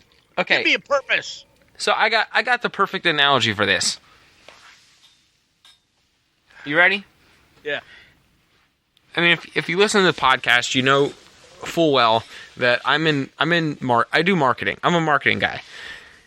I've read a book. If anyone's into business and if anyone has a business or is in the marketing or sales industry, which is like half of people in business, especially if you're a private business owner, you're the marketer, you're the salesperson, you're the CEO, you're everything. I recommend, and this is like a little bit of I'm sorry, I'm going off on like a marketing lesson, but this is really cool. It's a book by Seth Godin. It's called Purple Cow. All right, this is going to go off a little bit of modeling, but it's going to affect everybody that's listening. I hope. In your industry, you should figure out a way to be the purple cow. I'll give you an example of a purple cow, Dad, because you're probably lost right now. No, I'm a buyer. I know. Do you know what a purple cow is? No, go ahead. So a purple cow is CarMax. You know how CarMax is a purple cow? Yeah. Because CarMax doesn't just they don't just sell you a car. They're creating an experience when you buy that car. They're saying, this is the bottom line price. You're going to get, this is exactly what you get when you buy a car from us. We've gone through every possible, we're not going to sell you a car that you're going to have to bring back in a year with a myriad of problems. Don't get me wrong. Someone's probably bought a car from CarMax. I had a thing. I don't want to hear about this story. 11 minutes turned in like a week. Yeah. But they go through an extensive process to make sure that their car buying process is the way it is. This is not an advertisement for CarMax. I've never bought a car from CarMax. I don't give a shit about CarMax. But what I'm saying is, if you have a hobby shop or you have an online store, figure out a way to be the purple cow. Mm-hmm. Be different. It's not hard. Just figure out a way to do something when be the best. Well, be the best. You know how to in your way. Be the best. Yeah. Because if it's your way, no one can replicate it. Right. So okay, we always use Doug as a reference, but Doug's a great reference. And Bar Mills is a great reference. He's a marketing guy. Bar Mills. He's good. Bar Mills, too. Bar Mills is good. Ron is doing very well with his instructions. Best Castings, they have their own little niche. Everyone, Jake Johnson and Dave, they got their own thing. They're purple. They're all, pretty much everyone we've interviewed is a purple cow, because what they do is they make the buying experience unique. Mm-hmm. You're going to get something unique. You get a story behind your kit. You get some cool whatever extras with it. Seaport Model Works is a purple cow. But right. if you guys are thinking about ways to differentiate in the industry, especially for our model manufacturers out there, the book's like $15 on Amazon. Get it? Right. You'll read it in a half an hour. It's like a children's book for adults. But it creates such a cool lesson in looking at your business and figuring out a way to like just be different. Like Chick-fil-A, they're a purple cow because no matter how many times you say thank you, they have to say you're welcome. And that's been built into their industry. That's been built into their core, beliefs. Whatever you think about Chick-fil-A, I don't need to get into that. But they got some other things going on. Now I'm getting hungry. Thanks. No, but I'm saying that some people don't like Chick-fil-A. I'm not using them. I'm not using them to create controversy. But now I get this craving for a chicken sandwich. They do have good waffle fries, though. But anyways, but they've created a customer experience that's so much different from from McDonald's or all the other industries, and they're a purple cow. So I think what I'm trying to get at, just to wrap this up, is if you have a brick and mortar store or you have an online store, just like figure out little ways that are just unique to make your process exciting for people. Mm-hmm. And that's all you got to do. Yeah. Listen, everyone here, you, me, everyone listening is looking to buy stuff. Yeah. Just don't go in your store and turn the lights on and then turn the lights off and lock the door on the way out. And do nothing in between, and expect people to come to your door, right? And want to do business, right? Right. Well, we went really like business talk here this time. No, but this is good. This is good stuff. But seriously though, if you guys out there, if anyone out here owns a business, is in marketing, is in sales, if you own a business, like a model manufacturer out there, if you've not read Purple Cow, the book, get it. Because honestly, it's a 1 hour read. If you read slow, it might be an hour. But it's an awesome book. And once you read it, you'll start thinking about how you make and manufacture and sell your kits a little different. I guarantee you, when you read it, you'll be like, oh, what can I do to like make it a little bit more unique or more fun? And anyways, that's it. That's all I got to say. I'll end my part on that. Moving on. All right. Next up. Next thing is tip of the week. Tip of the week. All right, I got a tip. I do too. I kind of gave one earlier on concrete, but I'll give another one. I really, really bitched up my waterfront down here on the one end with the Mod Podge and the whole. That was a fiasco. It didn't cure right. It was disaster. You saw it. It was not. It had the funkiest little waves and stuff. It sucked. I'll just say that. But it didn't match the rest of the waterfront. So what I did, stuck myself with a pair of tweezers. You did what? Stuck myself with a pointy pair of tweezers just now in the center of my palm. It's not bleeding. Anyways, Mod Podge. If you do absolutely bitch up your Mod Podge waterfront, what I did was I remixed some paint. To match the existing waterfront.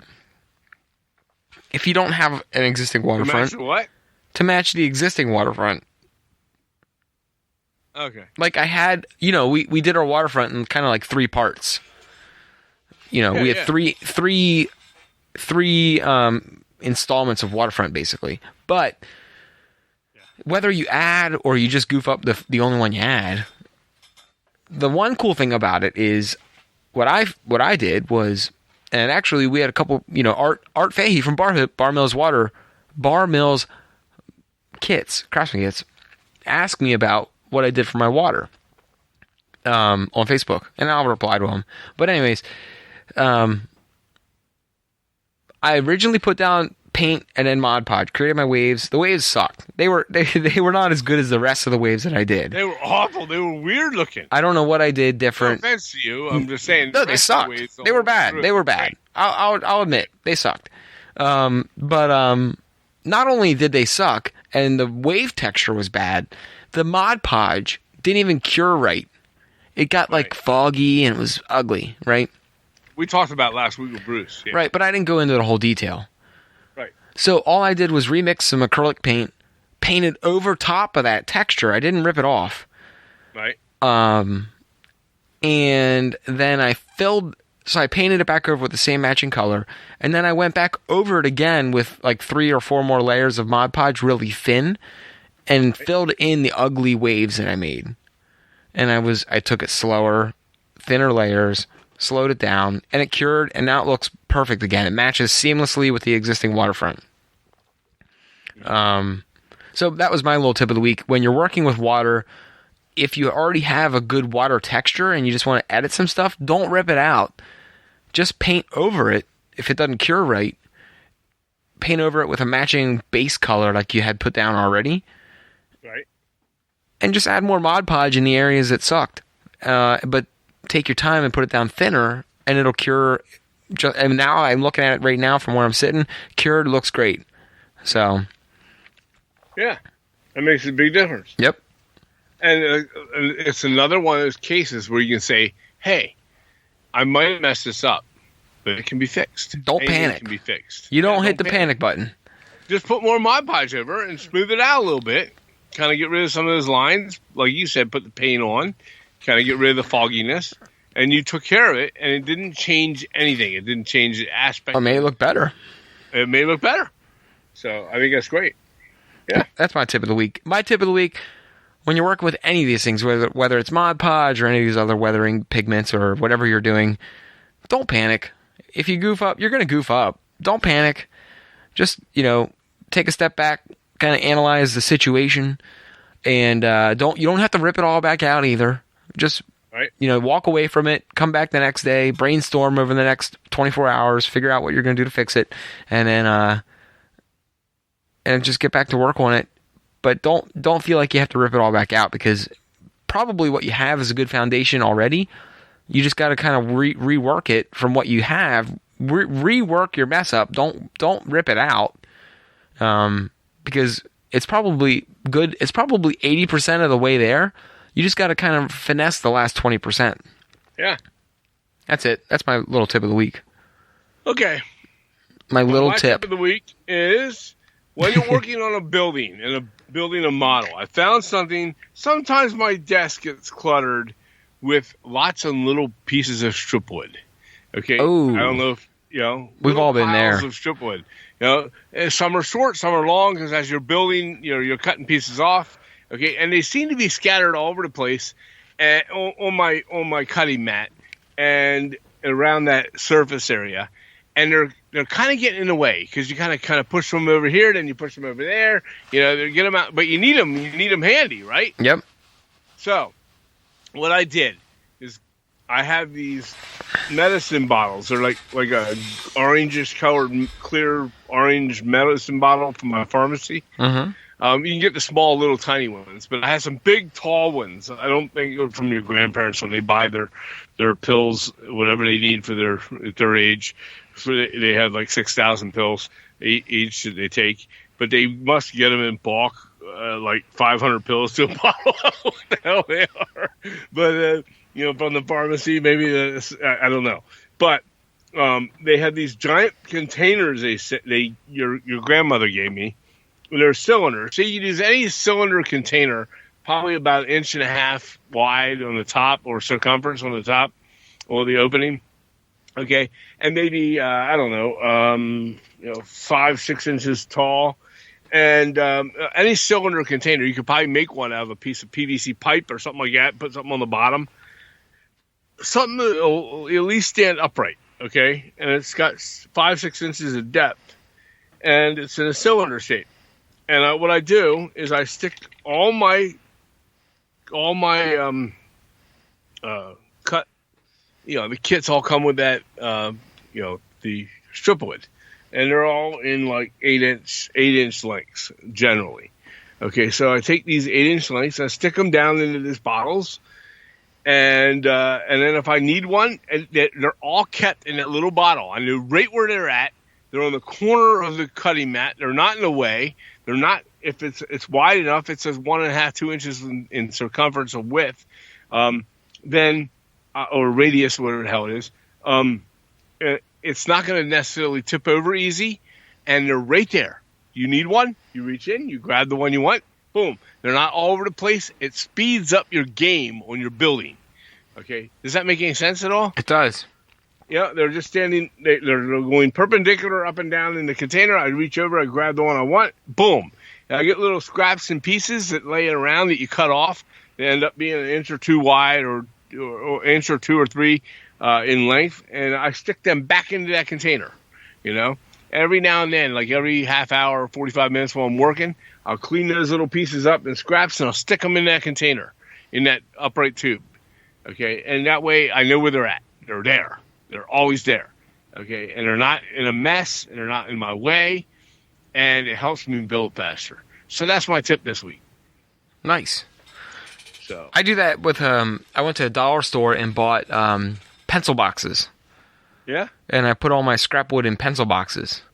Right. If it's exactly. Obviously my longer pieces I can't put in there, but 8 inches and shorter I can put them in the pencil box.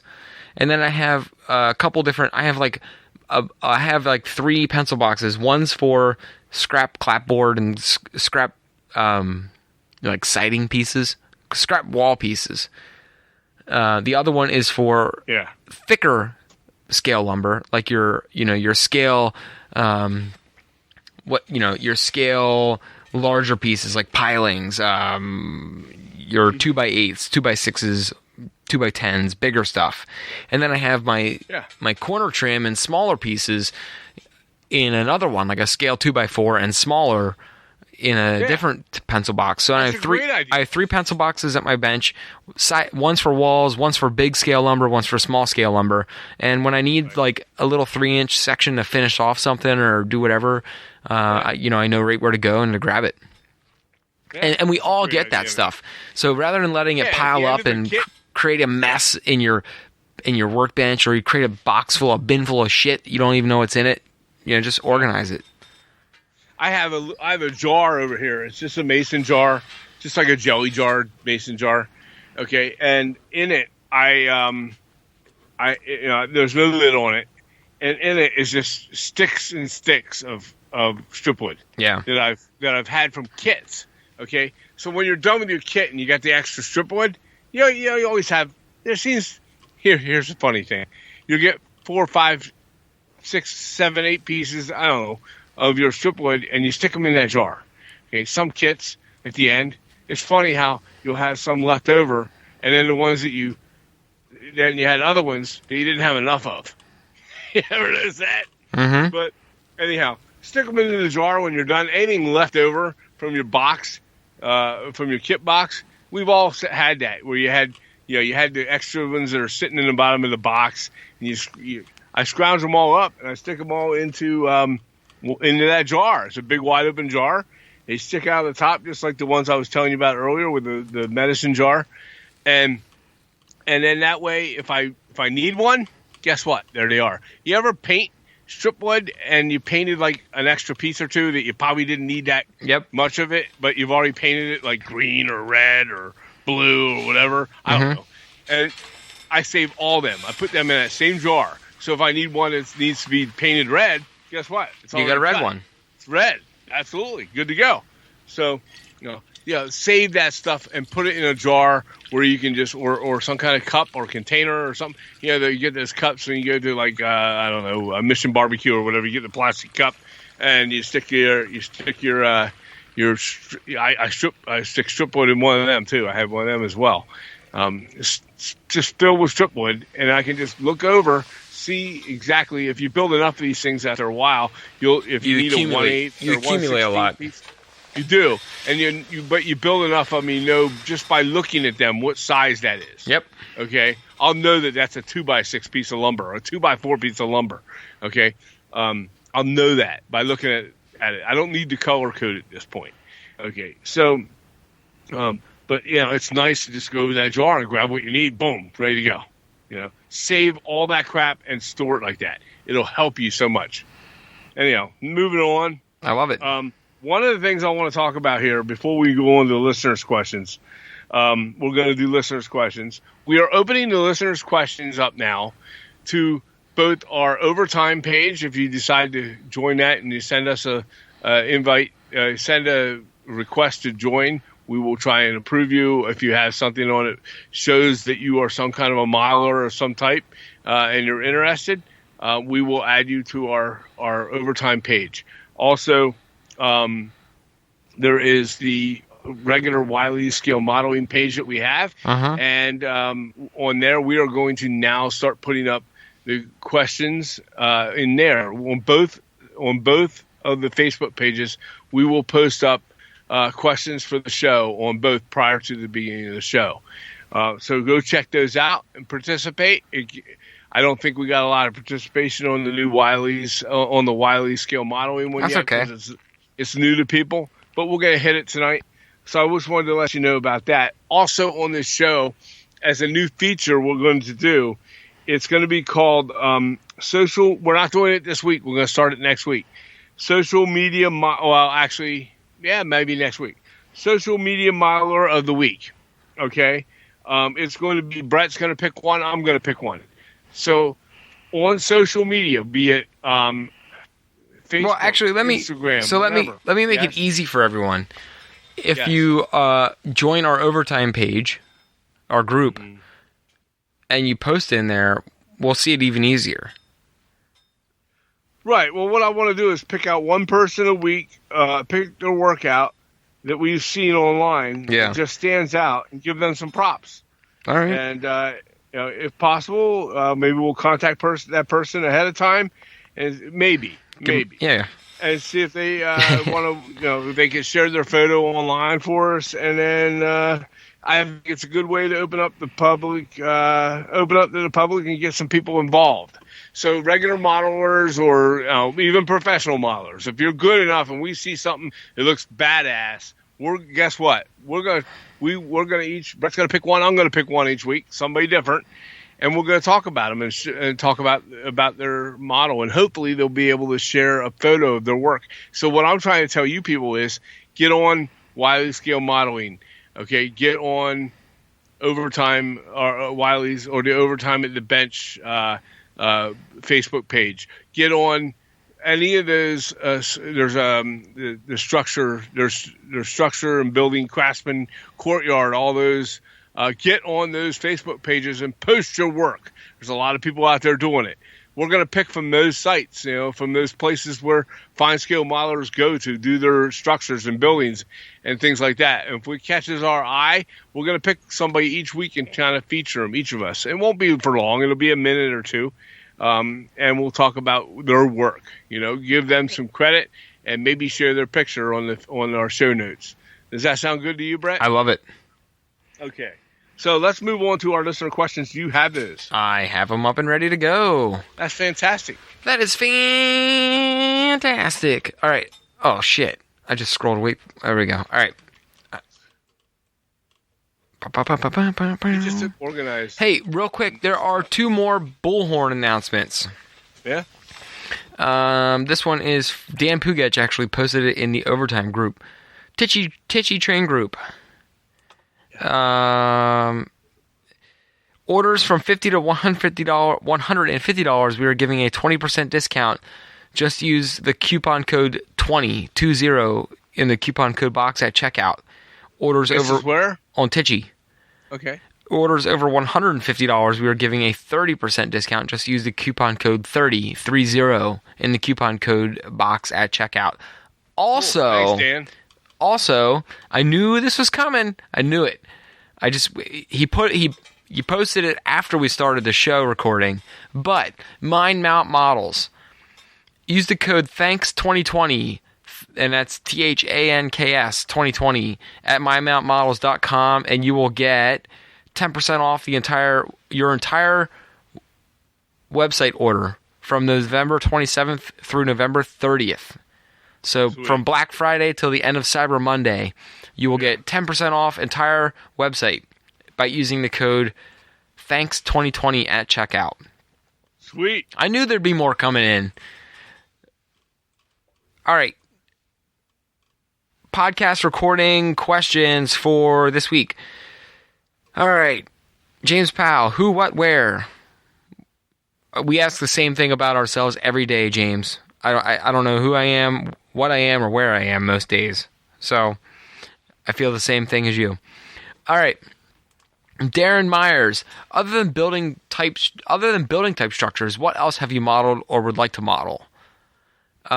Oh, by the way, yeah, I want to say thanks, Dan, too. That was good to give us that information. So go ahead. Dan Modeling. Pugetch. Yeah. For the Titchy stuff. Yeah. Yeah. Yeah, I mean, we all need some Titchy windows. Right. Or Titchy stuff. Yeah. So Darren's asking, other than building structures, what else have you modeled or would like to model? I would love to get into doing more. We need to do some more nautical stuff, so I think that's in order for me. And I know you have a little project you got coming up too. So. Well, there's a couple of things I'd like to try. I mean, if we're talking about that, I mean, I'm going to do the tank, right? I want to do a military model. Yep. I don't only just want to do a tank now that I've been looking at the websites and seeing these different things. I want to do a half track, that kind of thing. I want to do another military type model or some kind of armored personnel model, that type of thing. Maybe a scene in a battle scene. I talked about doing a Civil War scene, which I am going to do. I'm kind of already working on little pieces and pieces of that. But I guess Civil War battle diorama. But one of the other things I thought about recently was even doing a model ship building in some way. So I might try my hand at that at some point. Yeah. Nice. Model ship building. Like the wood with real wood. Shaping it, bending it, soaking it, that kind of thing. Yeah. So, I don't know. I love it. Something I'm thinking about. All right. Next if one. I have enough time in my life. Next one is a real question from James. What type of mics are you using? I'm looking at getting a Blue Yeti X for live streaming. I used the one in front of me because I had no clue what the hell that did. Bought it for my dad. I'm not a technical guy. I bought it for him. We use a Neewer NW800. It's a knockoff. Well, not a knockoff because Neewer is actually pretty decent. I've had good luck with them at my real work and for here. But Spilled my beer. You spilled your beer? No, I caught it before. Oh, okay. Anyways, that's what we use. They're like $30 on Amazon. It's what we use. I know there's a couple people I've had that use Blue Yetis I've met before. Blue Yeti? It's a different type of microphone. They work well. Is it made by Yeti? No. Oh. Different company. So that's what we do. That's what we got going on. Neewer NW800 condenser mics. We got them on Amazon. Mine's gold. They're pretty sharp. Mine's golden. What color's yours? What part of it? Mine's pretty much if I black. take the cover off, it's bright gold. Oh, I don't know. I never took the cover off. Pop that little cover off. Mine's bright gold. Is it loud? Yeah, it doesn't sound good. Mine's silver. See, I've got the golden microphone, baby. You suck. It's just whatever came. I didn't even get to pick the color. All right, next one's from Jason Jensen. Jason, welcome to the Overtime group, by the way. Yeah. He said, give us an update on the model tank that Todd is going to build. Are you done with it yet? What the hell's taking you so long? I have opened the box, and I did look at it. I haven't started building it yet. I do have the box of the tank. The tank is a Easy 8 from World War II, and it is a Sherman Easy 8. It was a nightmare trying to find one. They are one of the most popular tanks on the market for model building, as I found out, because it is not only because, it's a beginner, not a beginner, because a lot of expert modelers actually use these. It's just very popular. It is very popular. A very popular model is made by Tamiya and Tamiya, or whatever they call that. But it's that particular model. I did some research on it, and they said it. That's why I picked it. It is a highly detailed model for just about any skill level. And if you're new to learning it, it's going to take some work, but it's nice, and it's got the details you want on it, and you pay a little more for it, but it's nice. Okay, So I picked that one up. Well, the hard problem with that is it's so popular that a lot of hobby shops don't have it. So I had to go, without getting to another rant, I had to go to a bunch of different hobby shops that handle models, and some of these run into the same issue we were talking about. They only handle little things, and this is the most popular thing. I couldn't find it anywhere in those hobby shops in my area. I went to 4 or 5 of them, and they had models, but they didn't have the ones that I wanted. I asked them when they could get it. It might be months. Okay, well, I went online, and guess what, Brett? You got it right away. Cheaper than what they would normally sell it for at their store when they told me. I got it from online, from an online model shop dealer, and I had it in 4 days. Nice. Yeah. Anyhow, I'm building that model. I'm looking forward to doing that. I ordered a diorama from Foscale Models.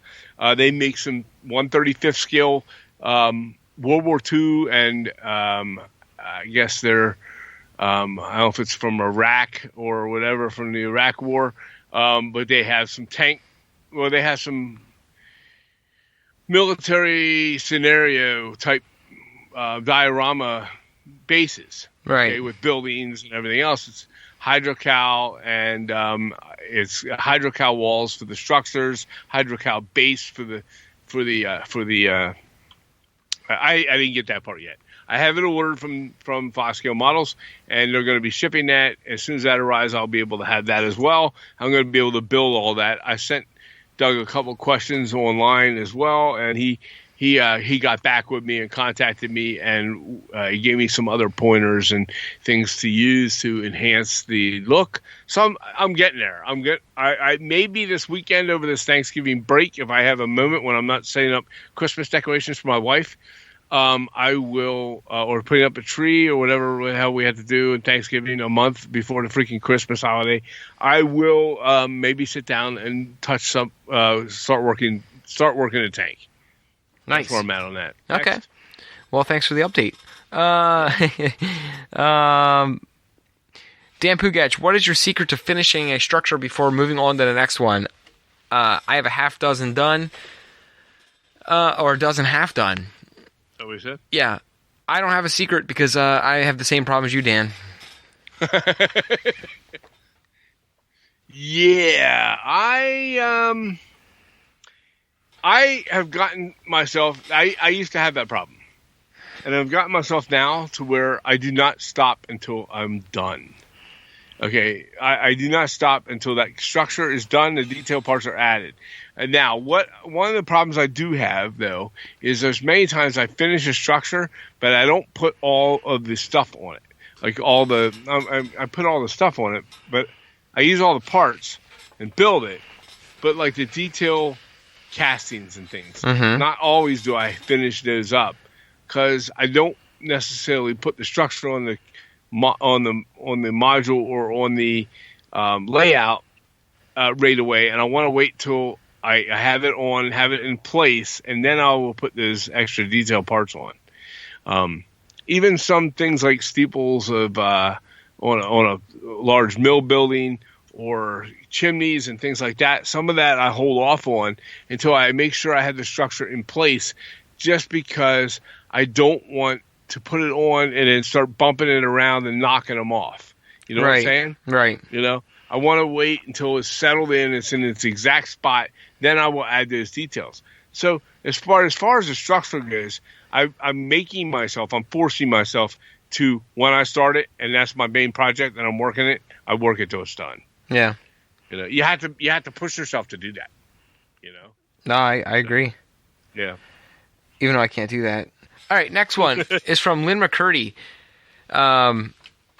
When you brace your exterior walls to prevent warping, have you given thought to adding inside walls, maybe with paper or some other thin material? That way, when peering inside through windows, it looks more finished.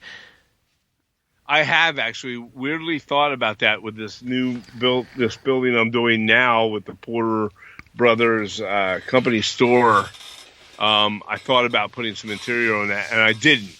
However, I have recently thought about putting some interior wall. It's a good idea, Glenn. I mean, there's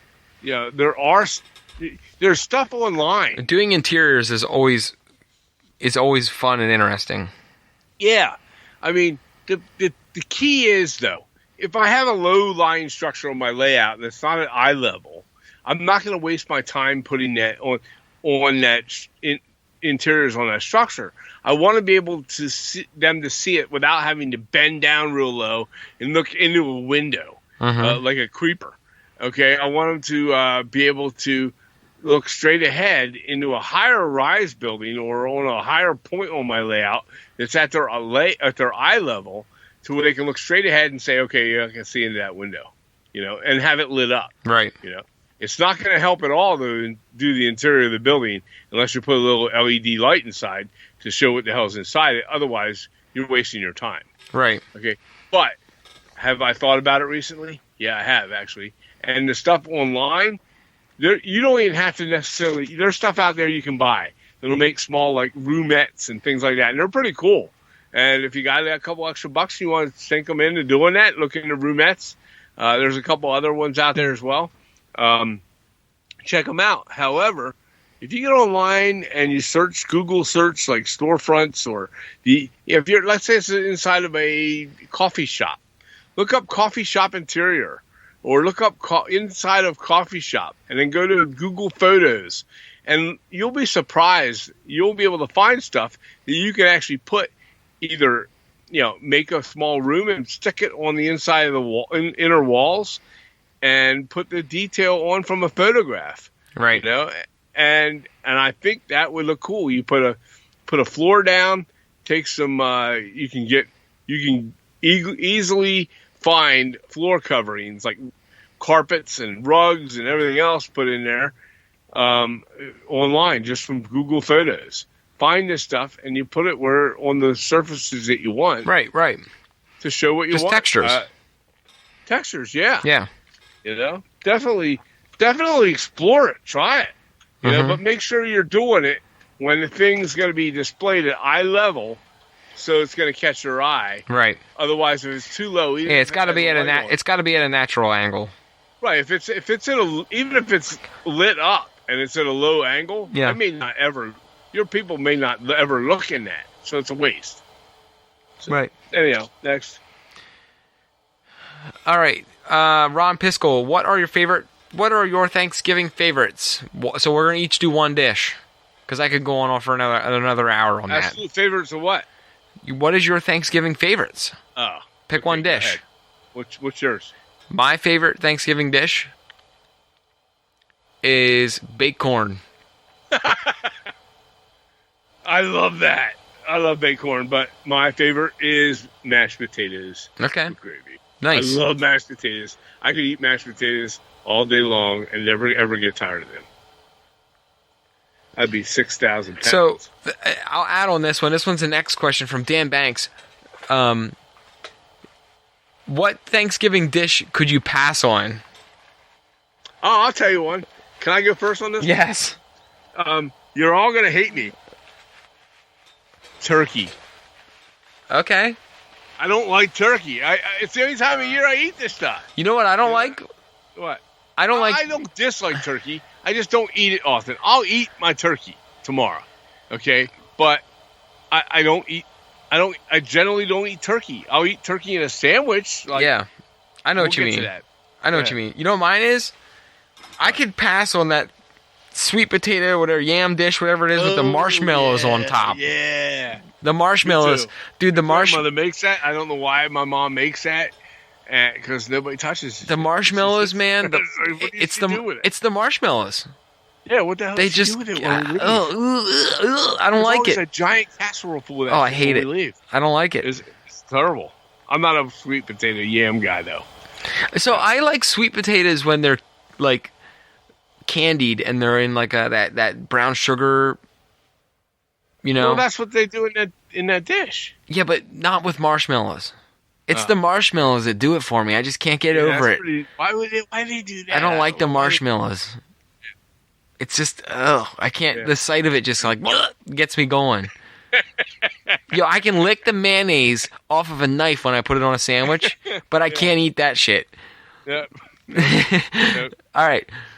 This one's from Dan Banks. When you first started building Craftsman kits, did you schedule your time at the bench? No. I've never ever scheduled time. Nah, just when I got time, I get in and work. Yeah.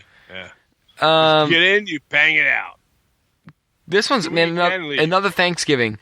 Oh. One. Leftovers, turkey sandwiches, or open face with gravy? Oh my God, turkey sandwiches with mayonnaise. Oh yeah. Cold turkey sandwiches with mayonnaise are freaking insane. They are. They are. And now we're getting into the turkey that I'll eat. You know what I really like to do? I like taking a microwavable bowl. Yeah. And I put the turkey. I put Swiss cheese on the bottom of the bowl. Uh-huh. And then I put my turkey on top of the Swiss cheese in the bowl. Yeah. And then I microwave it for like 30 seconds. Yeah. And then I dump that on my bread. Oh. Because then when you dump it upside down, the cheese is on top, hot turkey's on the bottom, cheese melts over the turkey. Oh. And then you got a turkey and Swiss sandwich. Oh man, dude, is that good or what? Yeah, I guess. Ooh. I you put a turkey and mayonnaise sandwich, man. Put a little bit of ranch on it. Yeah. That's killer right there. All right. I'm hungry, man. I'm really excited for tomorrow. You can't ever go wrong with pumpkin pie either. Oh my God, pumpkin pie. Any pie.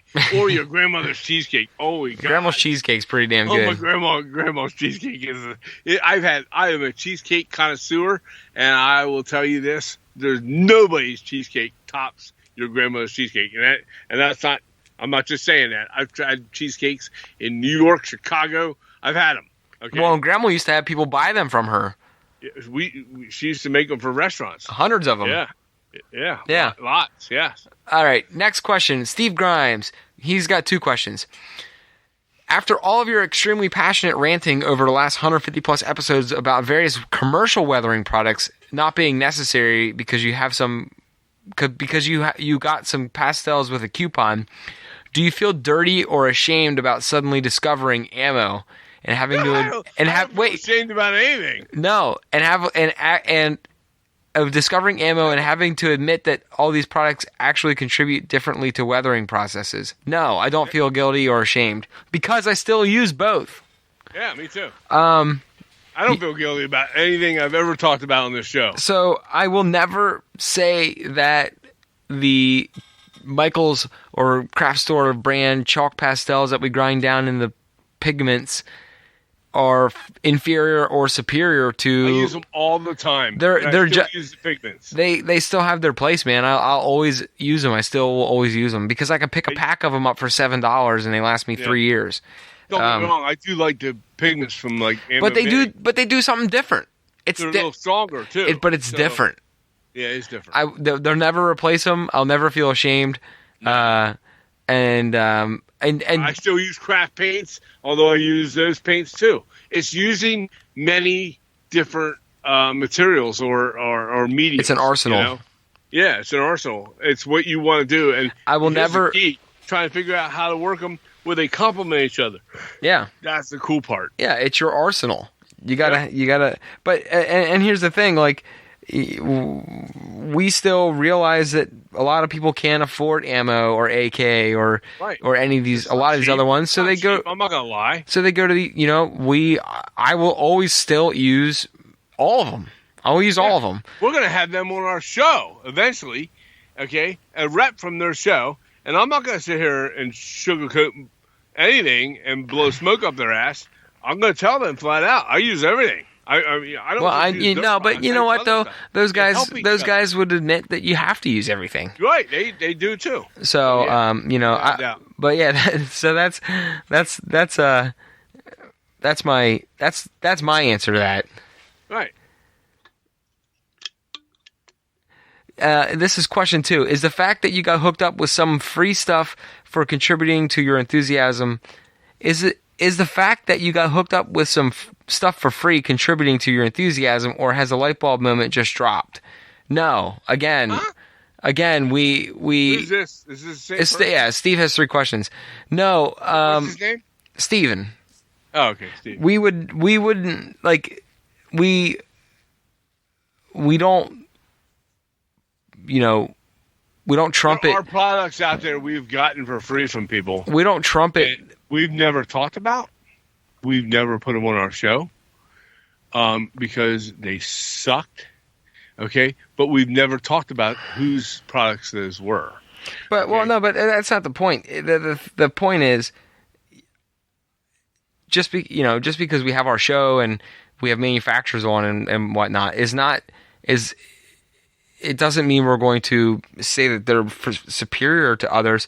No, and it doesn't add to our opinion of it, because I still love the cheapo brand, right? Or like the craft store brand stuff too, right? But no, I mean we've always said that those brands are great. Yeah. But then at the same time, we always love going back to the old tried and true method of the right. craft store cheapo brands. True, but what I'm trying to say is those of you who have listened to us for 150 some episodes, okay, we're 156 now. So if you've listened to us that many times and we have not, if you've listened to us, you should know us by now that if it wasn't very good, I'm not going to talk about it. I'm not going to bring it up. Yeah, because I don't want you to waste your money on it. Right. I'm not going to direct you to somewhere where you're buying something just because they gave me free product. Like I said, we've had free product given to us that we didn't feature or even talk about because we didn't feel it was worthwhile for you people to know about. Let me wrap up that question. Mm-hmm. We've never had a guest on our show for the sake of receiving a product. Yeah. We've only ever had people on our show to introduce other people in the hobby to these products, or to get to hear from those manufacturers, because sometimes you don't hear their voices. We've never gone about this just like how we have dropped Patreon. We've never gone about this from the idea of like, ooh, we're going to get this thing, or we're going to do this, or we're going to talk to those people. We just want to. We just like connecting manufacturers and the hobby. Manufacturers, and we just like connecting manufacturers and other model builders with other model builders. Yeah. So that's that. All right, he's got one more question. Will you withdraw your rants and join the rest of the world now, or will you occasionally just drop a rant for old time's sake? We're always going to rant about stuff, Steven. My dad just ranted tonight. What? Everything, our rants. Why would I drop them? I don't know. Why? What kind of goofy question is that? I'm gonna rant. I'm gonna rant, and I'm gonna bitch, and I'm gonna moan, and I'm gonna cry. Listen, my dad's just a grumpy. With your last question, my dad's just a grumpy old dude. Yeah. Well, what I'm saying is, if it's something I don't agree with or I don't like, I'm gonna call it out, and I'm gonna say what it is. And I don't care who it is or what their product is or what. If I don't like it, I'm gonna rant about it. Am I going to drop my rant? No. If we drop our rant, you people won't listen. And how fun will that be? You're not going to get to hear us complain or hear about the things that that upset us. Isn't that part of the fun? Is that you get to hear us rant now and then? Every now and then, one of us goes off the deep end. Right. If you don't like the rant, if you don't like us ranting, well, then tune into another show that doesn't rant. I don't know, but whatever. This is what we do. We're not going to change who we are. No. We are who we are. All right, we have one more comment, and this one is from our actual Facebook page, from Matt Bowersocks. When do you say is enough enough? When do you say enough is enough for details and move on to the next build? We've all been there, Matthew, and I think when you start to there's a moment that clicks in your head where you're like, now I'm just trying to look for shit to add to this build. Like now I'm scrounging around to look for something else to add. I need to move on. You know what I'm talking about, Dad? Yeah. Like when you've done the details that make the building look great or the scene look great, and then you start scrounging around, you're like, oh, what else can I add? Ooh, and then you start to you realize now I'm just going overboard, and I'm intentionally going out of my way to add more and more and more that's just not necessary. You'll know when that moment hits. Yeah. Oh, yeah, yeah. I mean, unless you're building a junkyard, you can just go crazy and buck wild and add a whole bunch of junk. But, you know, I'm looking at your, the Franklin South Manchester kit you built, the lumber yard. Yeah.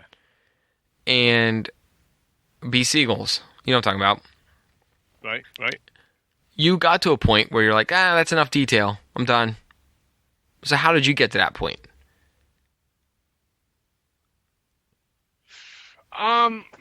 Like what was that moment when you're building a kit too? For me, it's like when I start. Anytime I'm building a kit, I'm looking at it and I'm like, yes, I need to add this. Yes, I need to add that. As I'm building, I'm saying, hey, when I get to the end, I want to add this detail. I want to add that detail. And when I get to it and I look at it, you might have 100 plans for how much detailing or weathering you're going to add to something, and then all of a sudden you go, well, I'm going to say no more. I'm looking at it. I look at it at every angle. I pick it up. I take a peek at it from every angle. And once I get to that point where I don't want to overdo it, but I want it to look just right. Or this is the whole way through the build, you're telling yourself mentally, this is what I'm envisioning. Mm-hmm. This is what I want to see. And when I get to that point, and I see that point, you have to be able to stop yourself and say, okay, that's it. This is where I envisioned it. This is where it's at, and that's where I'm stopping. Because if you don't, you'll continue to keep weathering, and you'll over-weather, or you'll darken it, or you'll change a shade in some way that's going to ruin it. And in your mind, not ruin it as a model. Other modelers may look at it and go, oh, that's great. But in your head, you want to hit what you... I don't build these things for what you want to see it. I build this thing for what I want to see it as. Okay? I know where it's going to fit on my layout. I know what section of town or where it's going to be located along a trackside where it's going to have certain amount of detail that it needs to have and certain amount of details that'll be overkill. Okay, that is my mentality. That's how I look at it. Yeah, I agree. And oftentimes when I'm building, I'll reach that point where it's like, okay, well, if I add any more to this, it's just going to be over the top. Like, it's not realistic. Yeah. I think it just depends on the build. You'll know when you hit that moment where it's like, this is too much, or you're stretching. It's like becoming a stretch now to make it seem realistic. Right, exactly. So, or you run out of detail parts. Yep. Yeah. Sometimes you just run out of stuff. Right. But hey, that wraps up our questions of the week. What do we got at the end here? Music of the week. No, music of the week should wrap it up, I think. And okay, music of the week for me today. I know it sounds really goofy, but I was listening to Kid Rock tonight, and at work I was listening. Here at my workbench this week, I was also listening to some Rat Pack or Frank Sinatra, which I talked about before. But now I'm doing the Christmas music. Nice. So I've been into the Christmas music. I'm feeling Christmassy this year, and I normally don't. So, you live with me all your life. Oh, yeah. For 20-some years of your life. Okay, and so I've never always been the most enthusiastic Christmas person until we got to the week of Christmas. But for some reason this year, I'm pumped up about it. I don't know why. I am. Maybe it's everything that's been going on this for 2020. I'm anxious for something positive, and I want to keep upbeat. I don't know. I don't think that's it. I don't know why it is, but I'm into that, man. Nice. I was listening to Christmas music. Okay, that's cool though. Yeah. I'm not not proud of what I've been listening to.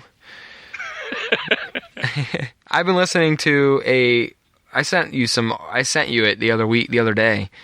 I've been listening to an artist called Yellow Wolf. He's a rapper. It's weird shit, dude. So it's kind of strange rap music. But that's what I've been listening to. Not gonna lie. Oh yeah, you did send me that. That is goofy. Yellow Wolf and what was the other one I sent you? I don't know. I listened to Yellow Wolf for about a minute, and I was like, nah. The other one That's was your thing, though. The other one was a guy named Hobson.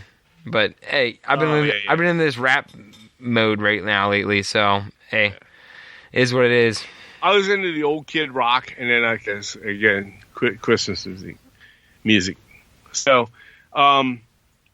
last final notes for me is we have a guest next week. We will have Greg from Mountain Goat Models. Greg, is that Mountain Goat Models? Yep, Mountain Goat Greg. Mountain Goat Greg, and we will have him on. He's a great miler, and Greg Baker.